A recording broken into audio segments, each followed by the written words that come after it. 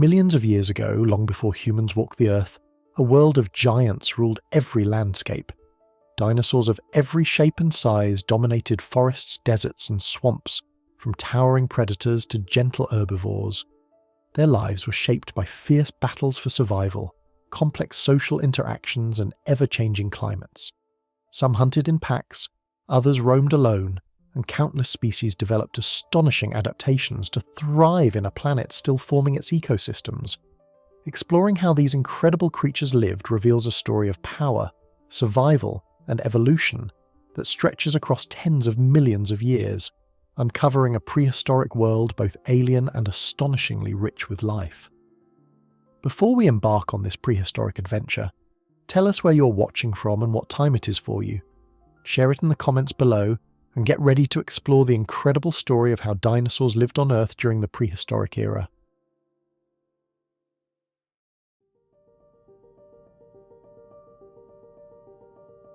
Life on our planet has often taken strange and surprising forms, long before the age of the dinosaurs. Their lesser-known yet equally fascinating ancestors were already locked in fierce battles for survival, each species fighting for a place in the sun.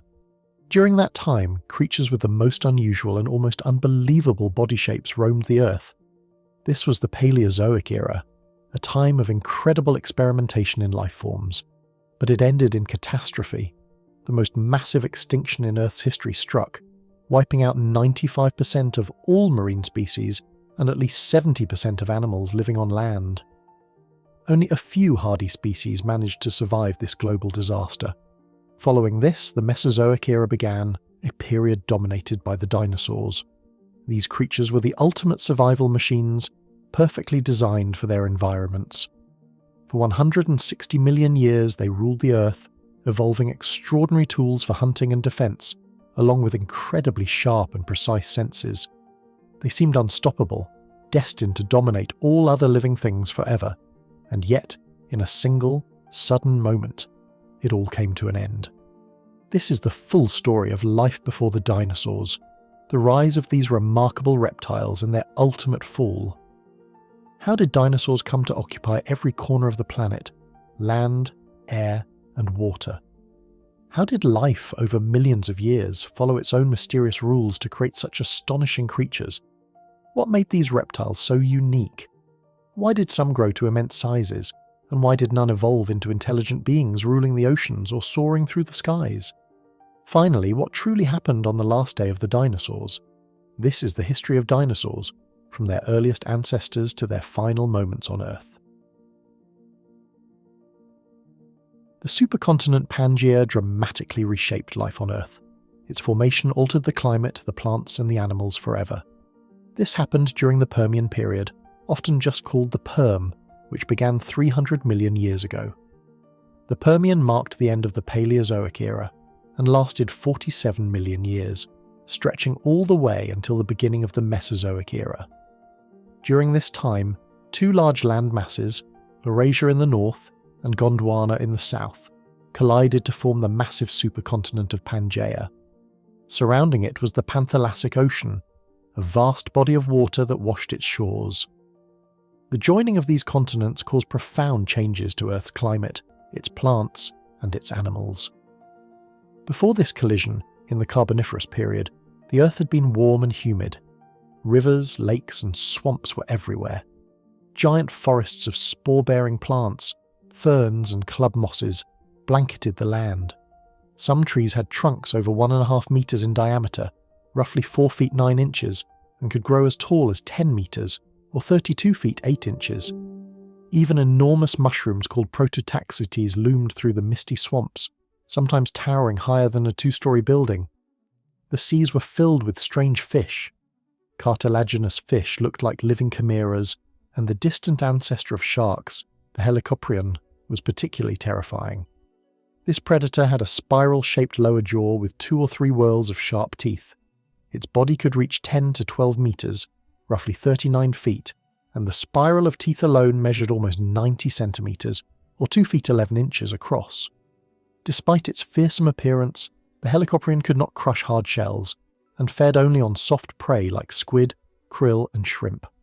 On land, Animals were still relatively few, but some were massive and insects were monstrous. Imagine enormous dragonflies, Meganeura, with wingspans exceeding 75 centimetres or 30 inches flying over lakes. These early dragonflies were nothing like the delicate creatures we know today. They had fierce jaws, bulging eyes, and spiked legs.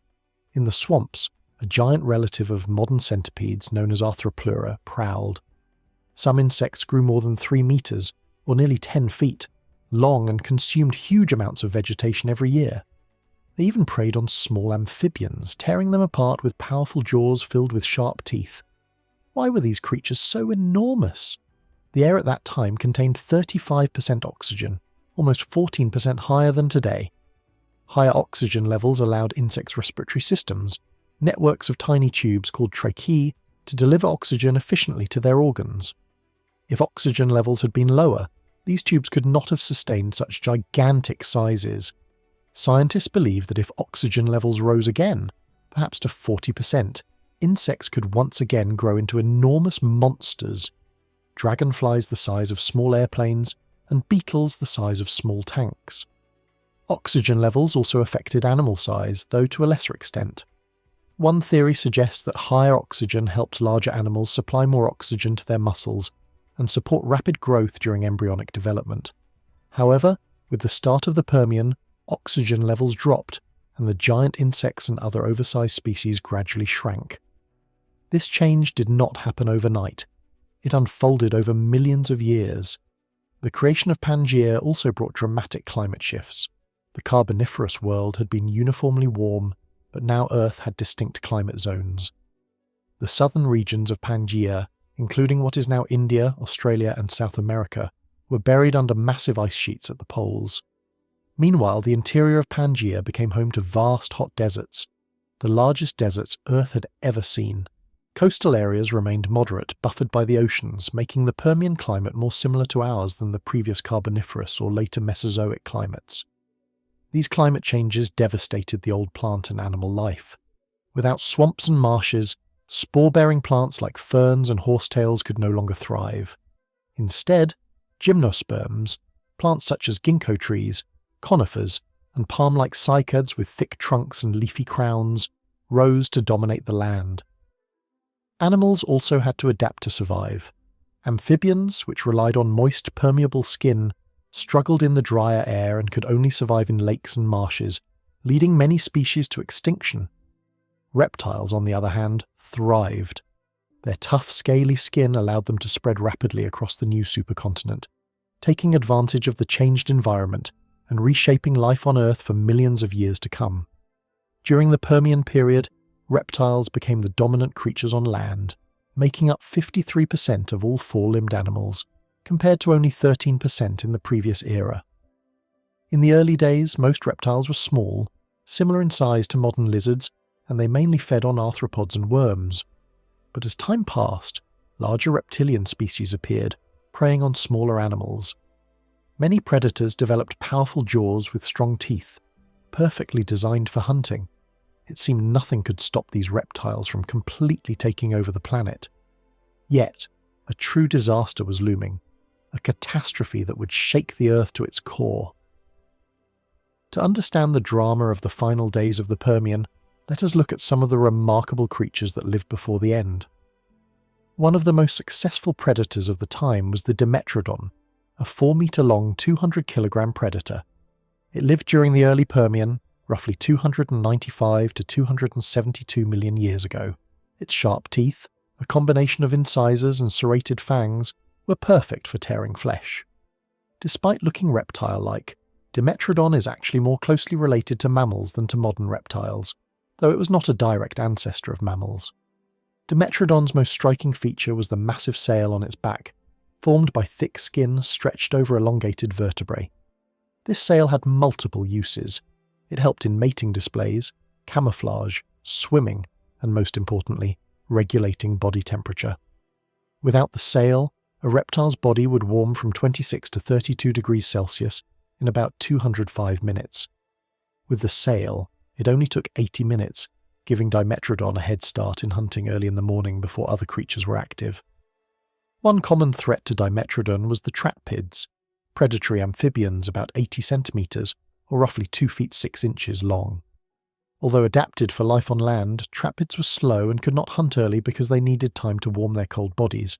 This made them easy prey for the larger, faster dimetrodons.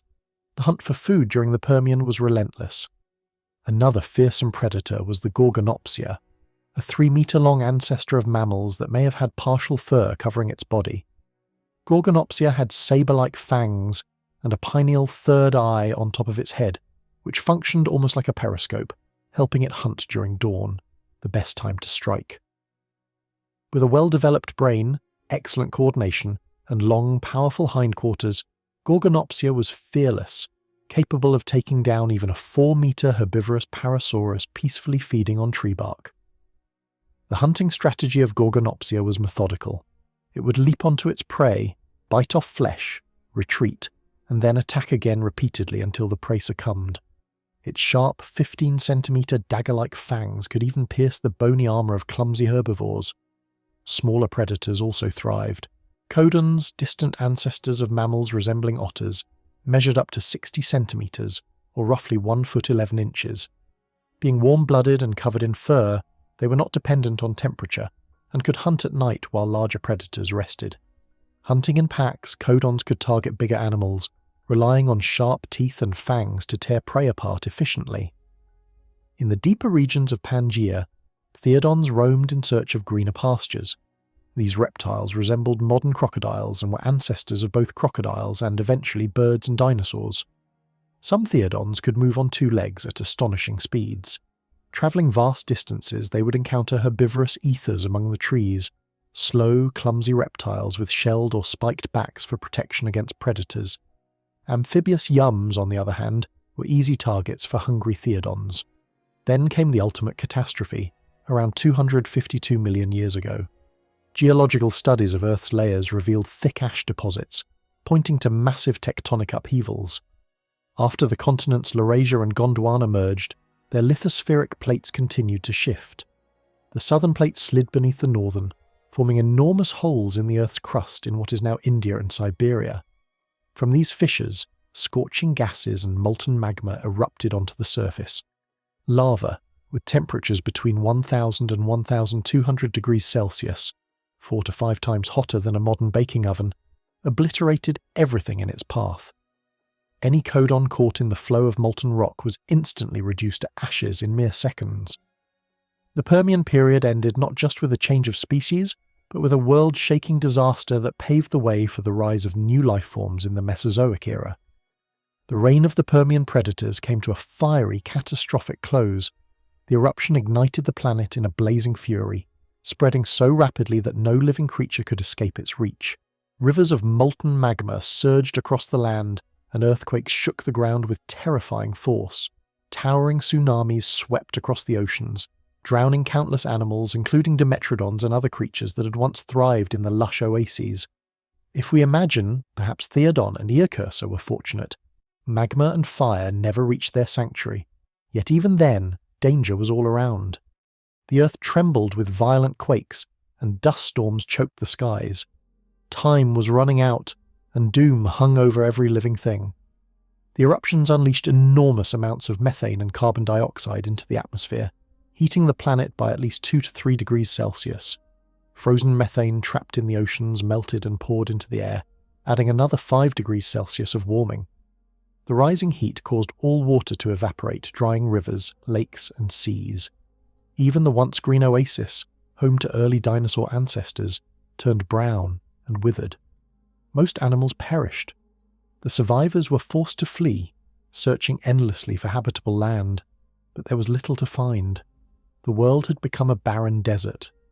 Poisonous acid rains fell from heavy clouds, and the air was thick with ash, lava particles, and toxic gases. Breathing was a struggle, and survival seemed impossible. This catastrophic event marks the largest extinction in Earth's history, the Permian Triassic extinction, often called the Great Dying. It wiped out approximately 90 to 95% of marine species and at least 70% of land species. Yet some creatures endured. Small burrowing animals like early codons, the ancestors of mammals, managed to survive underground. The dinosaur predecessors, Theodon and Eocursor, survived too. Eventually these survivors would emerge into a new world. The Mesozoic era would dawn, ushering in the age of dinosaurs, while codons would bide their time, slowly adapting to the changing world before eventually rising to prominence. The planet itself needed around 30 million years to recover from the Great Dying. Life had to evolve, adjust, and adapt, a process that, as we know, unfolds over millions of years.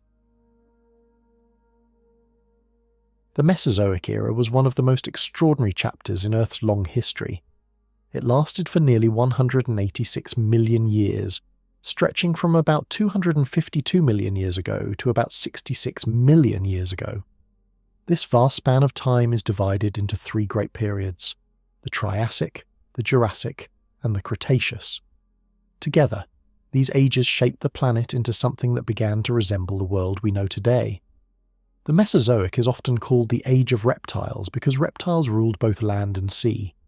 The mighty dinosaurs dominated the continents, while flying reptiles soared through the skies, and colossal marine reptiles such as plesiosaurs and mosasaurs hunted in the oceans. Plants too told the story of this era.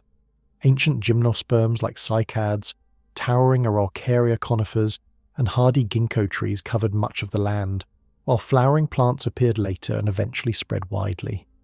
The world's climate was mostly warm and greenhouse-like, without polar ice caps, and the enormous supercontinent Pangaea began to slowly tear apart into separate pieces. The Mesozoic sits in the middle of the three great eras of complex life. Before it came the Paleozoic, or Old Life, and after it came the Cenozoic, or New Life, the age in which we now live. Its beginning was dramatic, for it rose from the ashes of the Permian Triassic extinction, the largest mass extinction in all of Earth's history, when most living things vanished. Its end was just as catastrophic, marked by the Cretaceous-Paleogene extinction, when the non-avian dinosaurs, along with flying pterosaurs, sea-dwelling plesiosaurs and mosasaurs, all disappeared. During the Triassic, the first true dinosaurs appeared in the middle part of the period, and by the late Triassic and early Jurassic, they had become the masters of the land. They held that crown for nearly 150 million years until their downfall at the close of the Cretaceous. Birds also took their first flight in the Jurassic, evolving from small, feathered theropod dinosaurs. At first, these birds still had teeth, but by the Cretaceous, true birds with toothless beaks had spread widely. Small mammals also emerged during this era, but they remained tiny, most weighing less than 15 kilograms, no bigger than a modern house cat. It was only after the Age of Reptiles ended that mammals finally grew large and rose to dominance. Plants changed the landscape as well. Early in the Cretaceous, the first flowering plants bloomed, spreading rapidly and transforming ecosystems. These new plants gradually replaced older groups like cycads, ginkgos, and conifers, changing the very look of forests and fields forever. The term Age of Reptiles was coined in the 19th century by paleontologist Gideon Mantell, who marvelled at fossil creatures like Iguanodon, Megalosaurus, Plesiosaurus, and Pterodactylus. Later, in the year 1840, the British geologist John Phillips gave the era its modern name, Mesozoic, meaning middle life, from the Greek words meso for between and zoon for living being. Geologically, the Mesozoic was an era of great movement and change. Mountain building, which had been fierce in the Paleozoic, was gentler in this time. The only major uplift was in the far north, creating ranges like the Inuitian Mountains, the Brooks Range of Alaska, and the Verkhoyansk and Chersky Ranges in Siberia. More dramatic, however, was the slow rifting of the giant landmass Pangaea. Over millions of years, it cracked and split into two great continents, Laurasia in the north and Gondwana in the south. By the end of the Mesozoic, these had further fractured into nearly the continents we know today: North America, South America, Europe, Asia, Africa, Antarctica, and Australia, though they were not yet in their modern positions. India, still drifting northward, would not collide with Asia to form the Himalayas until the following Cenozoic era. Even the very air of the Mesozoic was debated. Some scientists believe oxygen levels were lower than today's 21%, while others think they were sometimes higher, especially in the later parts of the era. Altogether, the Mesozoic was an age of extremes: giant reptiles splitting continents, lush new plants, changing seas, and climates that swung between deserts and swamps. It was a world full of danger and opportunity, an age where life constantly reinvented itself, an age that left behind the fossils, rocks, and landscapes that still whisper its story to us today. During the long stretch of the Mesozoic era, the green world that covered the land looked very different from what we see today. The ruling plants of that age were the gymnosperms, cone-bearing plants that do not produce flowers. These were strong vascular plants such as the tall and hardy conifers, which carried their seeds uncovered, without the protective coating that flowering plants later developed. They were the great forests of their time, shaping entire landscapes. This ancient plant kingdom stood in strong contrast to our present-day world, where the majority of land plants are angiosperms, or flowering plants, with their seeds safely enclosed within fruits. Back in the Middle Jurassic period, the very first members of the remarkable ginkgo family appeared. Though this group once had many relatives, today it is represented by only a single survivor, the ginkgo biloba, often called a living fossil, a tree that has stood almost unchanged for millions upon millions of years. During the Jurassic period, modern conifer groups began to spread widely across the continents, covering vast lands with their evergreen branches. Another fascinating group, the Bernetitales, thrived even earlier. These were gymnosperms with leaves that looked much like those of cycads. They first became widespread during the late Triassic period and grew into one of the most common seed plant groups of the entire Mesozoic world. Then, in the early Cretaceous period, a great botanical revolution began. The very first flowering plants, the angiosperms, started their rise in the warm tropical regions. Because the Earth's climate at that time had a gentle temperature gradient, without extreme seasonal differences, these new plants quickly spread toward the poles. By the final years of the Cretaceous period, flowering plants had taken over the tree communities in many areas. Yet, interestingly, evidence suggests that although flowering plants dominated in species richness, much of the actual plant mass, the biomass, was still made up of cycads and ferns until the great catastrophe at the end of the Cretaceous Paleogene extinction event. Some plants during the Mesozoic had very different distributions compared to today. For example, the schizales, a group of ferns, were far more common in the northern hemisphere during this era, while in modern times they are mostly found in the southern hemisphere. The world that allowed all this plant life to flourish had been shaped by a terrible disaster earlier in time. At the end of the Permian period, almost every animal species vanished in the most devastating extinction event Earth has ever known. This cleared the stage for new life forms to rise. When large plant-eating reptiles such as the Prehistories and the fierce, predatory Gorgonopsians disappeared, they left behind empty ecological spaces, or niches. These were slowly filled by survivors such as the cynodonts, small relatives of early mammals, and the dicynodonts, although the dicynodonts eventually died out as well. New research has shown that the recovery of complex ecosystems after the Permian extinction was painfully slow. It was not until about 4 to 6 million years into the Middle Triassic that the first somewhat stable and diverse food webs returned, and only after about 30 million years did life fully flourish again, with animals and plants spreading into specialized roles across the planet. In the Triassic landscapes, plant-eating animals learned to avoid direct competition with one another by dividing up their food sources, some eating high leaves, others low shrubs, and others still grazing on tough ground vegetation. Life on land during the Triassic and Jurassic became dominated by the archosaurs, the mighty rulers of their age. Among them were the dinosaurs, the winged pterosaurs that filled the skies, and the great marine reptiles such as ichthyosaurs, plesiosaurs, and later mosasaurs, which ruled the seas. As time went on, the changing climates of the late Jurassic and Cretaceous opened doors to even more adaptation and diversification. The Jurassic period became the Golden Age of archosaurs, while it also witnessed the rise of two entirely new kinds of creatures, the very first birds and the early ancestors of placental mammals, known as eutherian mammals. There is an ongoing debate about insects in this story. Some scientists argue that their great diversity grew hand in hand with the rise of flowering plants, since many insect mouthparts seem perfectly shaped for feeding on flowers. But fossils reveal something surprising. All the main types of insect mouthparts actually evolved before angiosperms appeared. In fact, insect diversification slowed once flowering plants began to dominate, suggesting that their original adaptations had evolved for other purposes. Meanwhile, far out in the oceans, another transformation was taking place at the dawn of the Mesozoic. Plankton communities changed dramatically. Before, the seas had been filled with green archaeplastid plankton, but during this time they were gradually replaced by plankton containing red algal-derived plastids through endosymbiosis. Scientists believe this great change may have been driven by the growing shortage of certain trace metals in the oceans, which forced life to find new ways to survive and thrive. Think of a time when the Earth was very different, a planet where the most advanced life forms we know today were still only a faint hint in the story of evolution. This was the Ediacaran Period, an important chapter in our planet's long history, lasting from about 600 million years ago to about 541 million years ago. It was a world without the familiar sounds of modern animal life.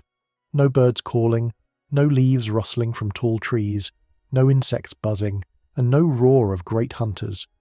Instead, the main sounds would have been the soft splash of waves against ancient shores, the steady bubbling of volcanic vents, and perhaps the quiet stirring of microbial mats on the ocean floor. This time acted as a bridge between the long ages of tiny single-celled life and the more recognizable animal-filled world that would come later. It was also a time of great changes on Earth, marked by the joining together and slow breaking apart of a huge landmass called Pannotia, and by the cautious but groundbreaking rise of many-celled life, laying the first patterns for the wide variety of creatures we know today. The story of the Ediacaran Earth begins with its great geological stage, the supercontinent Pannotia. For billions of years, the Earth's land plates had been moving slowly, pushing, pulling apart and joining again. The Ediacaran period was a time of especially busy geological change, as the scattered parts of an even older supercontinent, Rodinia, which had started to break apart around 750 million years ago, came together again. This vast collision of land, almost like a planet-wide traffic jam, was mainly caused by the Pan-African mountain-building events, which pushed together enormous pieces of land. The ancient land cores called cratons, such as Laurentia, which later became North America, Baltica, much of present-day Europe, Siberia, the Amazonian craton, the Congo craton, Kalahari, and what would later become parts of Australia, Antarctica and India, were pulled together by the steady force of plate movement. The outcome was Pannotia, a massive landmass that covered one half of the Earth, often shown as a C-shape surrounding a wide ocean called the Panthalassa. Its creation was an enormous process, taking tens of millions of years, and it brought much of the planet's dry land into a single giant piece. The shape of Pannotia deeply affected the world's climate and oceans. With so much land in one place, the movement of sea currents and the flow of winds would have been strongly changed. The inside of Pannotia was likely a dry, empty stretch, far from the ocean's water, much like a giant desert. But the edges of the continent, the shallow seas around it, were far more important for early life. These seas were full of nutrients washed from the land and open to plenty of sunlight, making them perfect for early plants and microbes that use sunlight for food. The breaking apart of Rodinia and the making of Pannotia also helped bring an end to the snowball Earth ice ages that had frozen the planet during the Cryogenian period just before the Ediacaran. The volcanoes that grew active during these land shifts may have released huge amounts of carbon dioxide into the air, warming the planet through a greenhouse effect and melting the deep ice. This change created a friendlier, though still rather cool, climate where life could grow. But even as the Ediacaran continued, Pannotia itself began to split again, slowly breaking apart, leading to the rise of the great continent of Gondwana in the Paleozoic era. The constant movement of Earth's plates meant that even the greatest supercontinents were only temporary stops in the planet's long history. Still, the most amazing part of the Ediacaran period, the part that truly stirs wonder and debate, is the appearance of many-celled life and the first complex creatures. For nearly 3 billion years before this, life on Earth had mostly been tiny, single-celled forms. First there were simple bacteria, and later more advanced cells with inner parts called organelles. Then, slowly, something new began. Cells started to work together, to take on different jobs, to form colonies, and finally to make full many-celled bodies. The exact cause of this great step is still unclear, but many factors likely played a part. The rising oxygen levels in the oceans and air, built up over billions of years by oxygen-making bacteria, gave the energy needed for larger and more active creatures. The spread of nutrients, especially after the ice ages ended, also helped fuel this change. Being larger and more complex may have given protection from sunlight, harsh environments, or even early predators, and the ability to have special cells for different tasks, forming tissues and early organs, was a huge leap in how life could survive and grow. Proof of this great step in evolution comes from the unusual and often puzzling fossils of the Ediacaran creatures. These are not the shells, bones, or teeth seen in later life.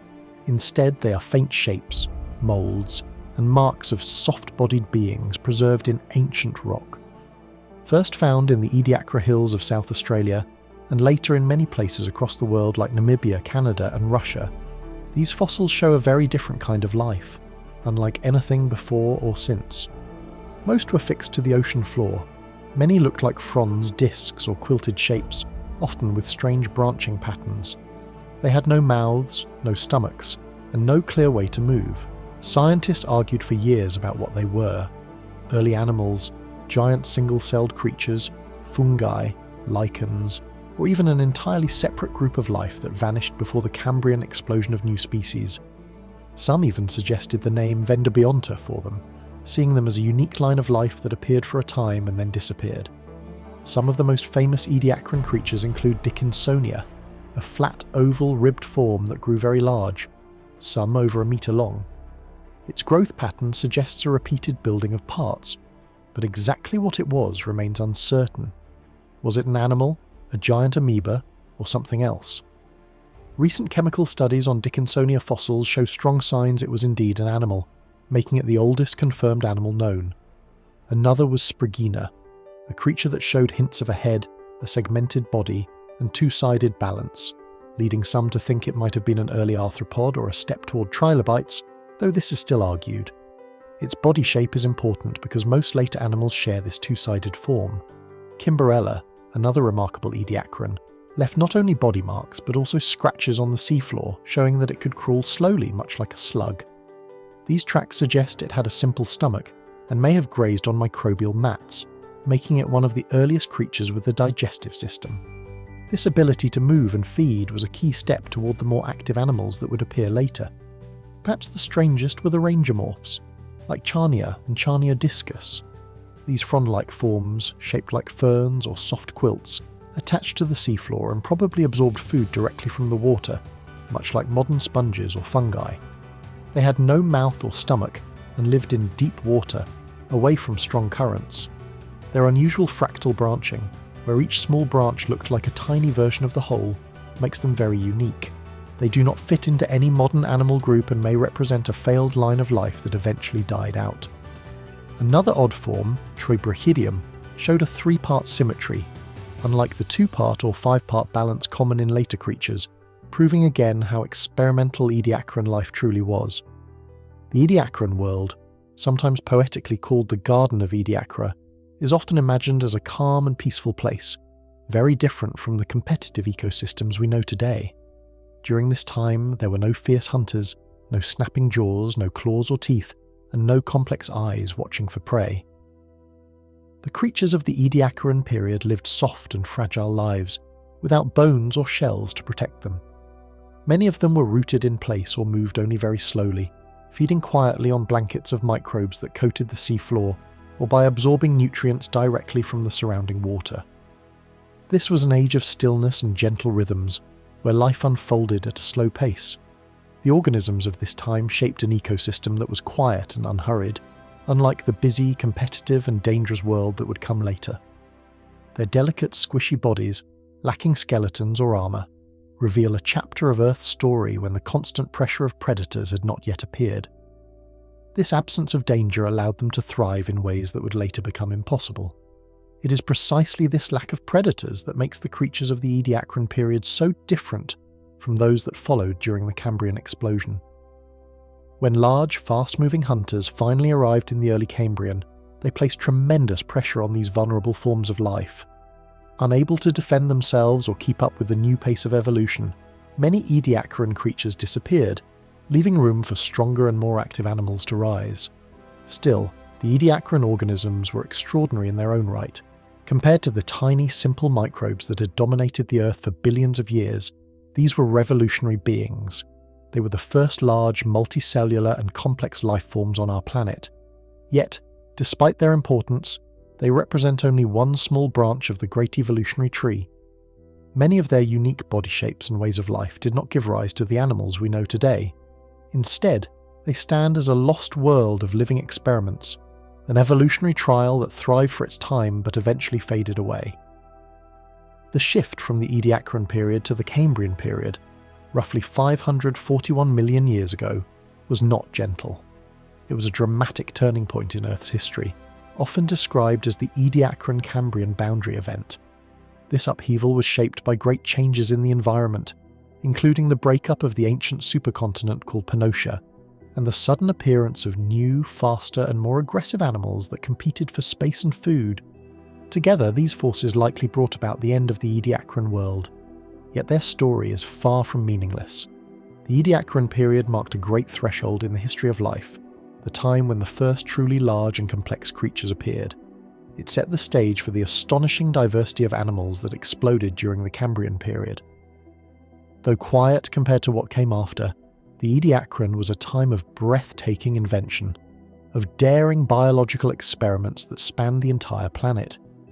It reminds us that life, even before it took the familiar forms we know, has always been a restless innovator, endlessly searching for new ways to exist. Rising from the shadow of one of the greatest die-offs in Earth's long history, the Silurian period, lasting from about 444 million to about 419 million years ago, marked a turning point in the story of life. The world was healing from the devastation of the late Ordovician mass extinction, and slowly stability returned. This age was not remembered for a sudden explosion of strange new life forms, but for something far more profound. It was a time when the survivors of that great crisis diversified, refined their forms, and, most astonishingly, when living things began to take their very first steps onto the barren continents. What had been empty, lifeless land began its long journey toward becoming green and alive. The climate of the Silurian was far calmer than the wild swings of the time before it.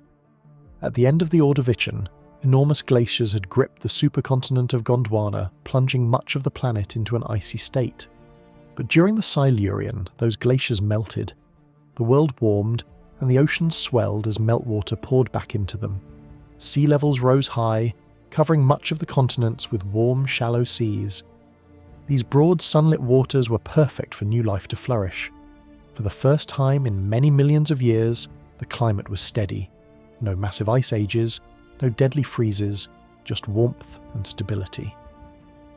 This quietness gave the survivors of the Great Extinction a chance to thrive once more. Meanwhile, the continents continued their slow and steady drift across the face of the planet. North America, then called Laurentia, began colliding with northern Europe, then known as Baltica. Their slow crash, called the Caledonian Orogeny, raised up mountains and would eventually help create the larger landmass of Laurussia, also known as Euramerica. Gondwana, still enormous and resting in the southern hemisphere, had moved slightly away from the icy poles, making the planet a warmer place overall.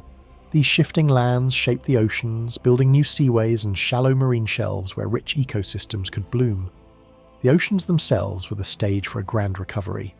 Brachiopods, which had been nearly wiped out during the Ordovician extinction, multiplied again and covered the seafloor. Trilobites, though no longer as varied and spectacular as before, continued to crawl across the seabed, adapting into new shapes. Crinoids, also called sea lilies, staged one of the greatest comebacks in Earth's history, carpeting the seafloor in great underwater forests. Their skeletons, piling up over time, built thick layers of limestone that still exist today. These underwater gardens created bustling habitats where countless small creatures could find food and shelter. But the greatest stars of the Silurian seas were the fish. In earlier ages, only jawless fish had swum through the oceans, feeding clumsily and without much power. During the Silurian, however, a revolutionary change took place. the evolution of jaws. With jaws came stronger bites, the ability to grab prey, and access to entirely new sources of food. This changed everything. Small spiny fish called acanthodians appeared, distant ancestors of the bony fish that would one day fill our rivers and oceans. Even more striking were the placoderms, fish clad in heavy armour of bone. Some were small, but others grew into giant predators, precursors to the mighty Dunkleosteus of the Devonian. These armoured fish were the first true rulers of the seas, and their success laid the foundation for the dominance of vertebrates. The seas also housed the terrifying Eurypterids, or sea scorpions. These creatures, related to modern scorpions and spiders, reached astonishing sizes, some more than 2 meters long. With huge claws and long segmented bodies, they were fearsome hunters. They lived in both salty seas and brackish coastal waters, and some may even have ventured into freshwater, foreshadowing the bold leap to life on land. And it was on land where the greatest transformation of all began. For over 3 billion years, the continents had been empty deserts of rock and sand, lifeless under the harsh glare of the sun. Now life finally began to colonize them. The first pioneers were plants and arthropods, moving together into this new unclaimed world. The earliest land plants were simple and small, resembling mosses and liverworts. They had no roots, no wood, no leaves, only tiny, soft bodies that hugged the wet ground along lakes and rivers. They could not survive far from water, but they began the slow and steady process of breaking down rocks into soil. Then came a truly important innovation, the first vascular plants. In the late Silurian, a little plant called Cooksonia appeared. It was tiny, only a few centimeters tall, with thin branching stems ending in spore-producing structures. But Cooksonia had something new, primitive vascular tissue, a system of tiny tubes that carried water and nutrients. This gave it strength and allowed it to grow taller than the earlier moss-like plants. With its stiff stems, it could rise up against gravity and spread into drier areas. Though still very humble, these early vascular plants were the beginning of forests, the first sparks of greenery that would one day blanket the continents and transform the Earth's atmosphere. Thus, the Silurian was not just an age of recovery, it was an age of beginnings. The seas recovered their richness. Fish rose as the great innovators of the time, monstrous sea scorpions hunted their prey, and most importantly, the first plants reached out across the empty lands. The continents began to turn green, and the stage was set for the dramatic revolutions of the Devonian, the age of fishes and the rise of the first true forests. After plants began to spread across the land, perhaps even at the very same time, or in some cases just before them, came the arthropods. These were animals with jointed legs and hard outer shells, and they were already one of the most varied and successful groups living in the seas. In many ways, they were naturally suited for life on land. Their tough exoskeletons not only protected them from drying out under the sun, but also acted like built-in armour and a framework to support their bodies against the pull of gravity. Their bodies were divided into segments, which gave them both flexibility and the ability to evolve specialised limbs, legs for walking, claws for grasping, and eventually other appendages for highly specific tasks. Among the very first arthropods to truly settle on land were the myriapods, the ancient ancestors of today's centipedes and millipedes. Fossil footprints and the remains of their bodies reveal that they were already creeping across damp patches of soil in the late Silurian period. One remarkable example is Pneumodesmus pneumoni, a millipede-like creature discovered in Scotland, which dates back to around 428 million years ago. This animal is widely regarded as one of the earliest undisputed land dwellers in the entire history of life. These pioneering creatures probably lived as detritivores, meaning they fed on rotting plant matter that was beginning to accumulate on land, though some may also have preyed on smaller invertebrates when the opportunity arose. It was not only millipede-like creatures that explored this new world. Scorpions and their relatives, the early arachnids, also began to make their mark on dry land during the Silurian. They brought with them special breathing organs known as book lungs, which allowed them to take in oxygen from the air rather than relying solely on water. This important adaptation gave them the freedom to roam further away from rivers, swamps, and shorelines. Although the land during this time was still a harsh and mostly empty place, these first bold colonizers were laying the foundations for the rich and crowded ecosystems that would later flourish in the Devonian period. The story of plants and arthropods moving onto land is not just a tale of survival, but also of partnership and mutual influence. Plants provided food, shelter, and raw material in the form of decaying leaves and stems. Arthropods, in turn, took on roles as decomposers, grazers, and predators, influencing how plant life spread and adapted. Each group pushed the other to change and diversify, creating a dynamic and evolving relationship that would echo throughout the history of life. The spread of plants across the continents had far-reaching effects that went beyond the immediate environment. Even a thin covering of vegetation increased the breakdown of rocks into soils, slowly creating richer and more complex ground layers where future ecosystems could take root. This weathering process also drew down carbon dioxide from the atmosphere, which helped regulate the climate over immense spans of time. Meanwhile, the growing presence of photosynthesis on land continued to pump oxygen into the air, raising levels even higher and preparing the planet for larger and more energy-demanding organisms in the future. The Silurian period was, in many ways, a turning point. It served as a bridge between the ocean-dominated world of the earlier Ordovician and the more complex, interconnected ecosystems that would bloom during the Devonian. It was an age of recovery after a devastating extinction, a time when Earth's climate settled into a more stable rhythm, allowing life in the seas to thrive again, giving rise to the first jawed fishes and an even greater variety of invertebrates. Yet the most important legacy of the Silurian lies on land. It was here that the very first simple plants and arthropods dared to step beyond the water's edge, opening up a brand new frontier for evolution. When we gaze today at the green landscapes that carpet much of our planet and marvel at the astonishing diversity of creatures that make their homes upon them, we are seeing the distant echo of that daring experiment. Those early plants and small joint-legged animals venturing across bare rock and damp soil more than 400 million years ago changed the course of life forever. The Silurian period therefore stands as the dawn of terrestrial life, a reminder of the tireless, unshakable drive of living things to adapt, explore, and claim new worlds. The Carboniferous Period, a stretch of about 60 million years placed between the Devonian and the Permian, holds a very important place in Earth's deep history, not least because its name itself, Carboniferous, quite simply means coal-bearing. This period was a time of great change, a wide, wet age that shaped the very base of our modern world, laying down the huge coal beds that later powered the Industrial Revolution and changing the path of life on land in ways that are still strongly felt today. It was a world soaked in dampness, ruled by giant, strange-looking forests, where the air was thick with an oxygen richness rarely seen before or after, and where the first real reptiles slowly took their first steps away from the water's edge, forever changing the story of animal life on land. Imagine standing in a carboniferous forest if you could. It would not be like any forest you have seen today.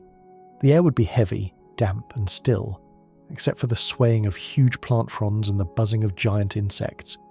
The ground under your feet would always be soft, muddy, and soaked, a thick, dark sludge made of rotting plants. Above you, the treetops would form a thick green roof made from plants that hardly looked like their modern relatives. The main trees of this age were the lycopods, often called scale trees, such as Lepidodendron and Sigillaria. These were not true trees like modern oaks or maples. They were giant club mosses, their trunks often growing to heights of 100 feet or more, sometimes even 150 feet, thinning only a little towards their tops. Their bark had a special pattern of diamond-shaped marks left by fallen leaves, making them look scaly like reptiles, which gave them their nickname. They spread spores to reproduce, showering the ground with billions of them, creating a place ready for endless growth. These giants were not just tall, they grew very fast, lived short lives, and then fell into the swamps, their huge bodies adding to the thick piles of dead plant matter.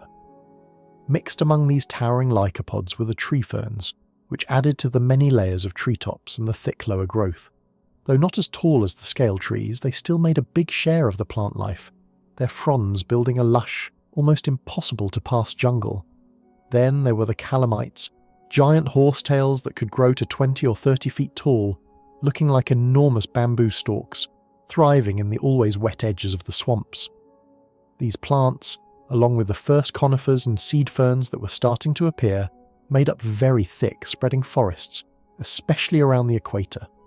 The huge amount of plant life, the speed at which it grew, and the weather conditions of the time were all lined up perfectly to create the right setting for coal to form. The secret of coal making was in the still, oxygen-poor swamps. When the giant trees and other plants died, they fell into the sour, oxygen-poor water. Unlike drier places where dead plants quickly rot away, here, the lack of oxygen meant that bacteria and fungi, the main workers of decay, could not survive well. The plant matter built up layer by layer, year after year, century after century, thousand after thousand of years, forming thick beds of peat. Over long stretches of time, these peat layers were buried under more sand, silt and clay, as sea levels rose and fell, or as rivers moved their paths. The heavy weight from the layers above, mixed with the heat from Earth's inside, slowly pressed and changed the peat.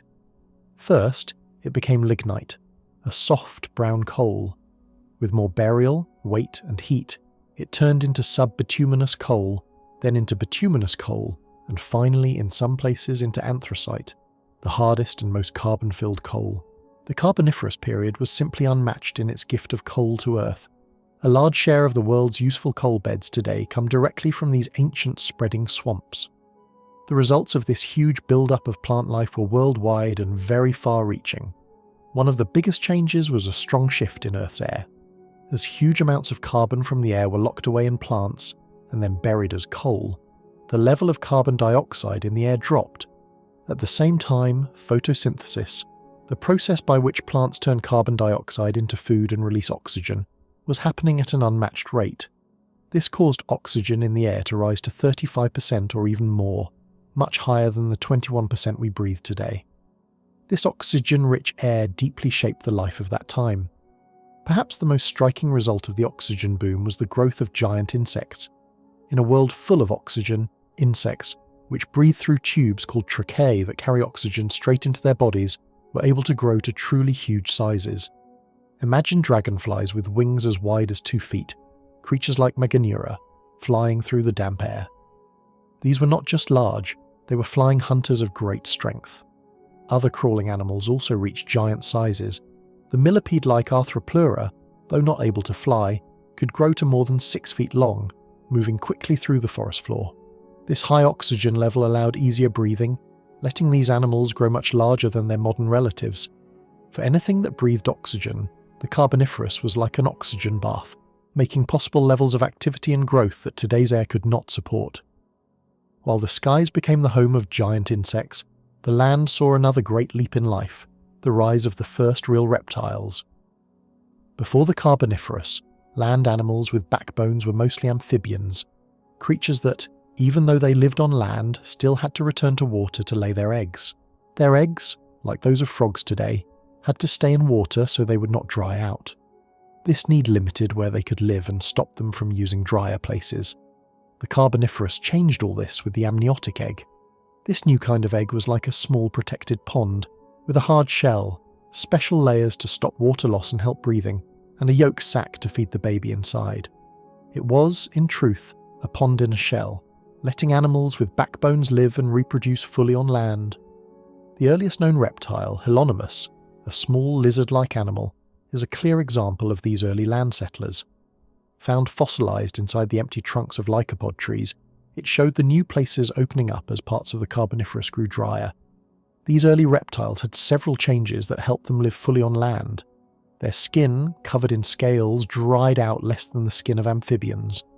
Their lungs were better at pulling oxygen from the air, and their legs, though still spread wide, were becoming stronger for moving on land. They likely ate insects, hunting the many crawling creatures of the Carboniferous forests, slowly moving further from the wet swamps into drier ground. This new kind of egg was the key step setting the stage for the widespread of reptiles in the Permian and Mesozoic ages, leading later to the dinosaurs and much later to mammals. While reptiles were starting out, amphibians still did well in the Carboniferous swamps. Some, like Eriops, grew very large, looking like strong crocodile-like hunters, ruling the wet places. They lived alongside many fish, including early sharks and ray-finned fish, which were spreading in both rivers and seas. The seas also held many sea animals without backbones, including brachiopods, crinoids, sea lilies, and early ammonites. Though the main story of the Carboniferous was the land itself, the weather of the Carboniferous was mostly warm and wet, especially near the equator where the giant coal swamps spread. But later in the period, a big shift began. The huge drawdown of carbon dioxide in the air, along with the movement of the continents, especially the great landmass Gondwana moving over the South Pole, led to a long ice age in the later Carboniferous, often called the Late Paleozoic Ice Age. This time saw huge ice sheets covering much of Gondwana, including what is now South America, Africa, Antarctica, and Australia. This strong cooling caused many sea animals to die out, and also harmed the big swamp forests. The world was drying, and the stage was being set for even bigger changes in the period that followed, when the supercontinent Pangaea would come together fully, and life would have to adjust to harsher conditions. The Carboniferous, therefore, stands as a deep proof of the power of life to reshape a planet, leaving a lasting mark not only in the rocks of Earth, but also in the air we breathe and the fuel we use today. The Carboniferous period was a world that looked strange and almost otherworldly compared to what we see today, yet it marked one of the most important turning points in the history of life and the planet itself. During this long age, which stretched for tens of millions of years, the Earth was covered in vast, steamy swamps and endless forests, thick with ferns, horsetails, and towering club moss trees that could grow as tall as modern skyscrapers. These enormous green giants would eventually fall, sink into the soggy ground, and over millions of years transform into the rich layers of coal that still fuel human civilization today. But plants were not the only innovators. This was also the time when animals on land began to achieve things never seen before. Insects grew to gigantic sizes, some with wings as wide as a modern hawk's, making the Carboniferous skies buzz with creatures that would look terrifying to us now. Even more groundbreaking was the appearance of the amniotic egg, a small but revolutionary adaptation that allowed reptiles to reproduce without returning to water, finally breaking the last tether that tied life to the swamps and rivers. From that point onward, animals could truly spread across dry land, opening the way for future reptiles, birds, and even mammals. The atmosphere itself was transformed by this explosion of life. The endless forest pumped out huge amounts of oxygen, so much that the air was richer and denser than it is today, allowing insects and other creatures to grow far larger than their modern descendants. The Earth of the Carboniferous was wetter, greener, and filled with more breathable air than at any other time in history. Even now, hundreds of millions of years later, the legacy of these primeval swamps remains with us.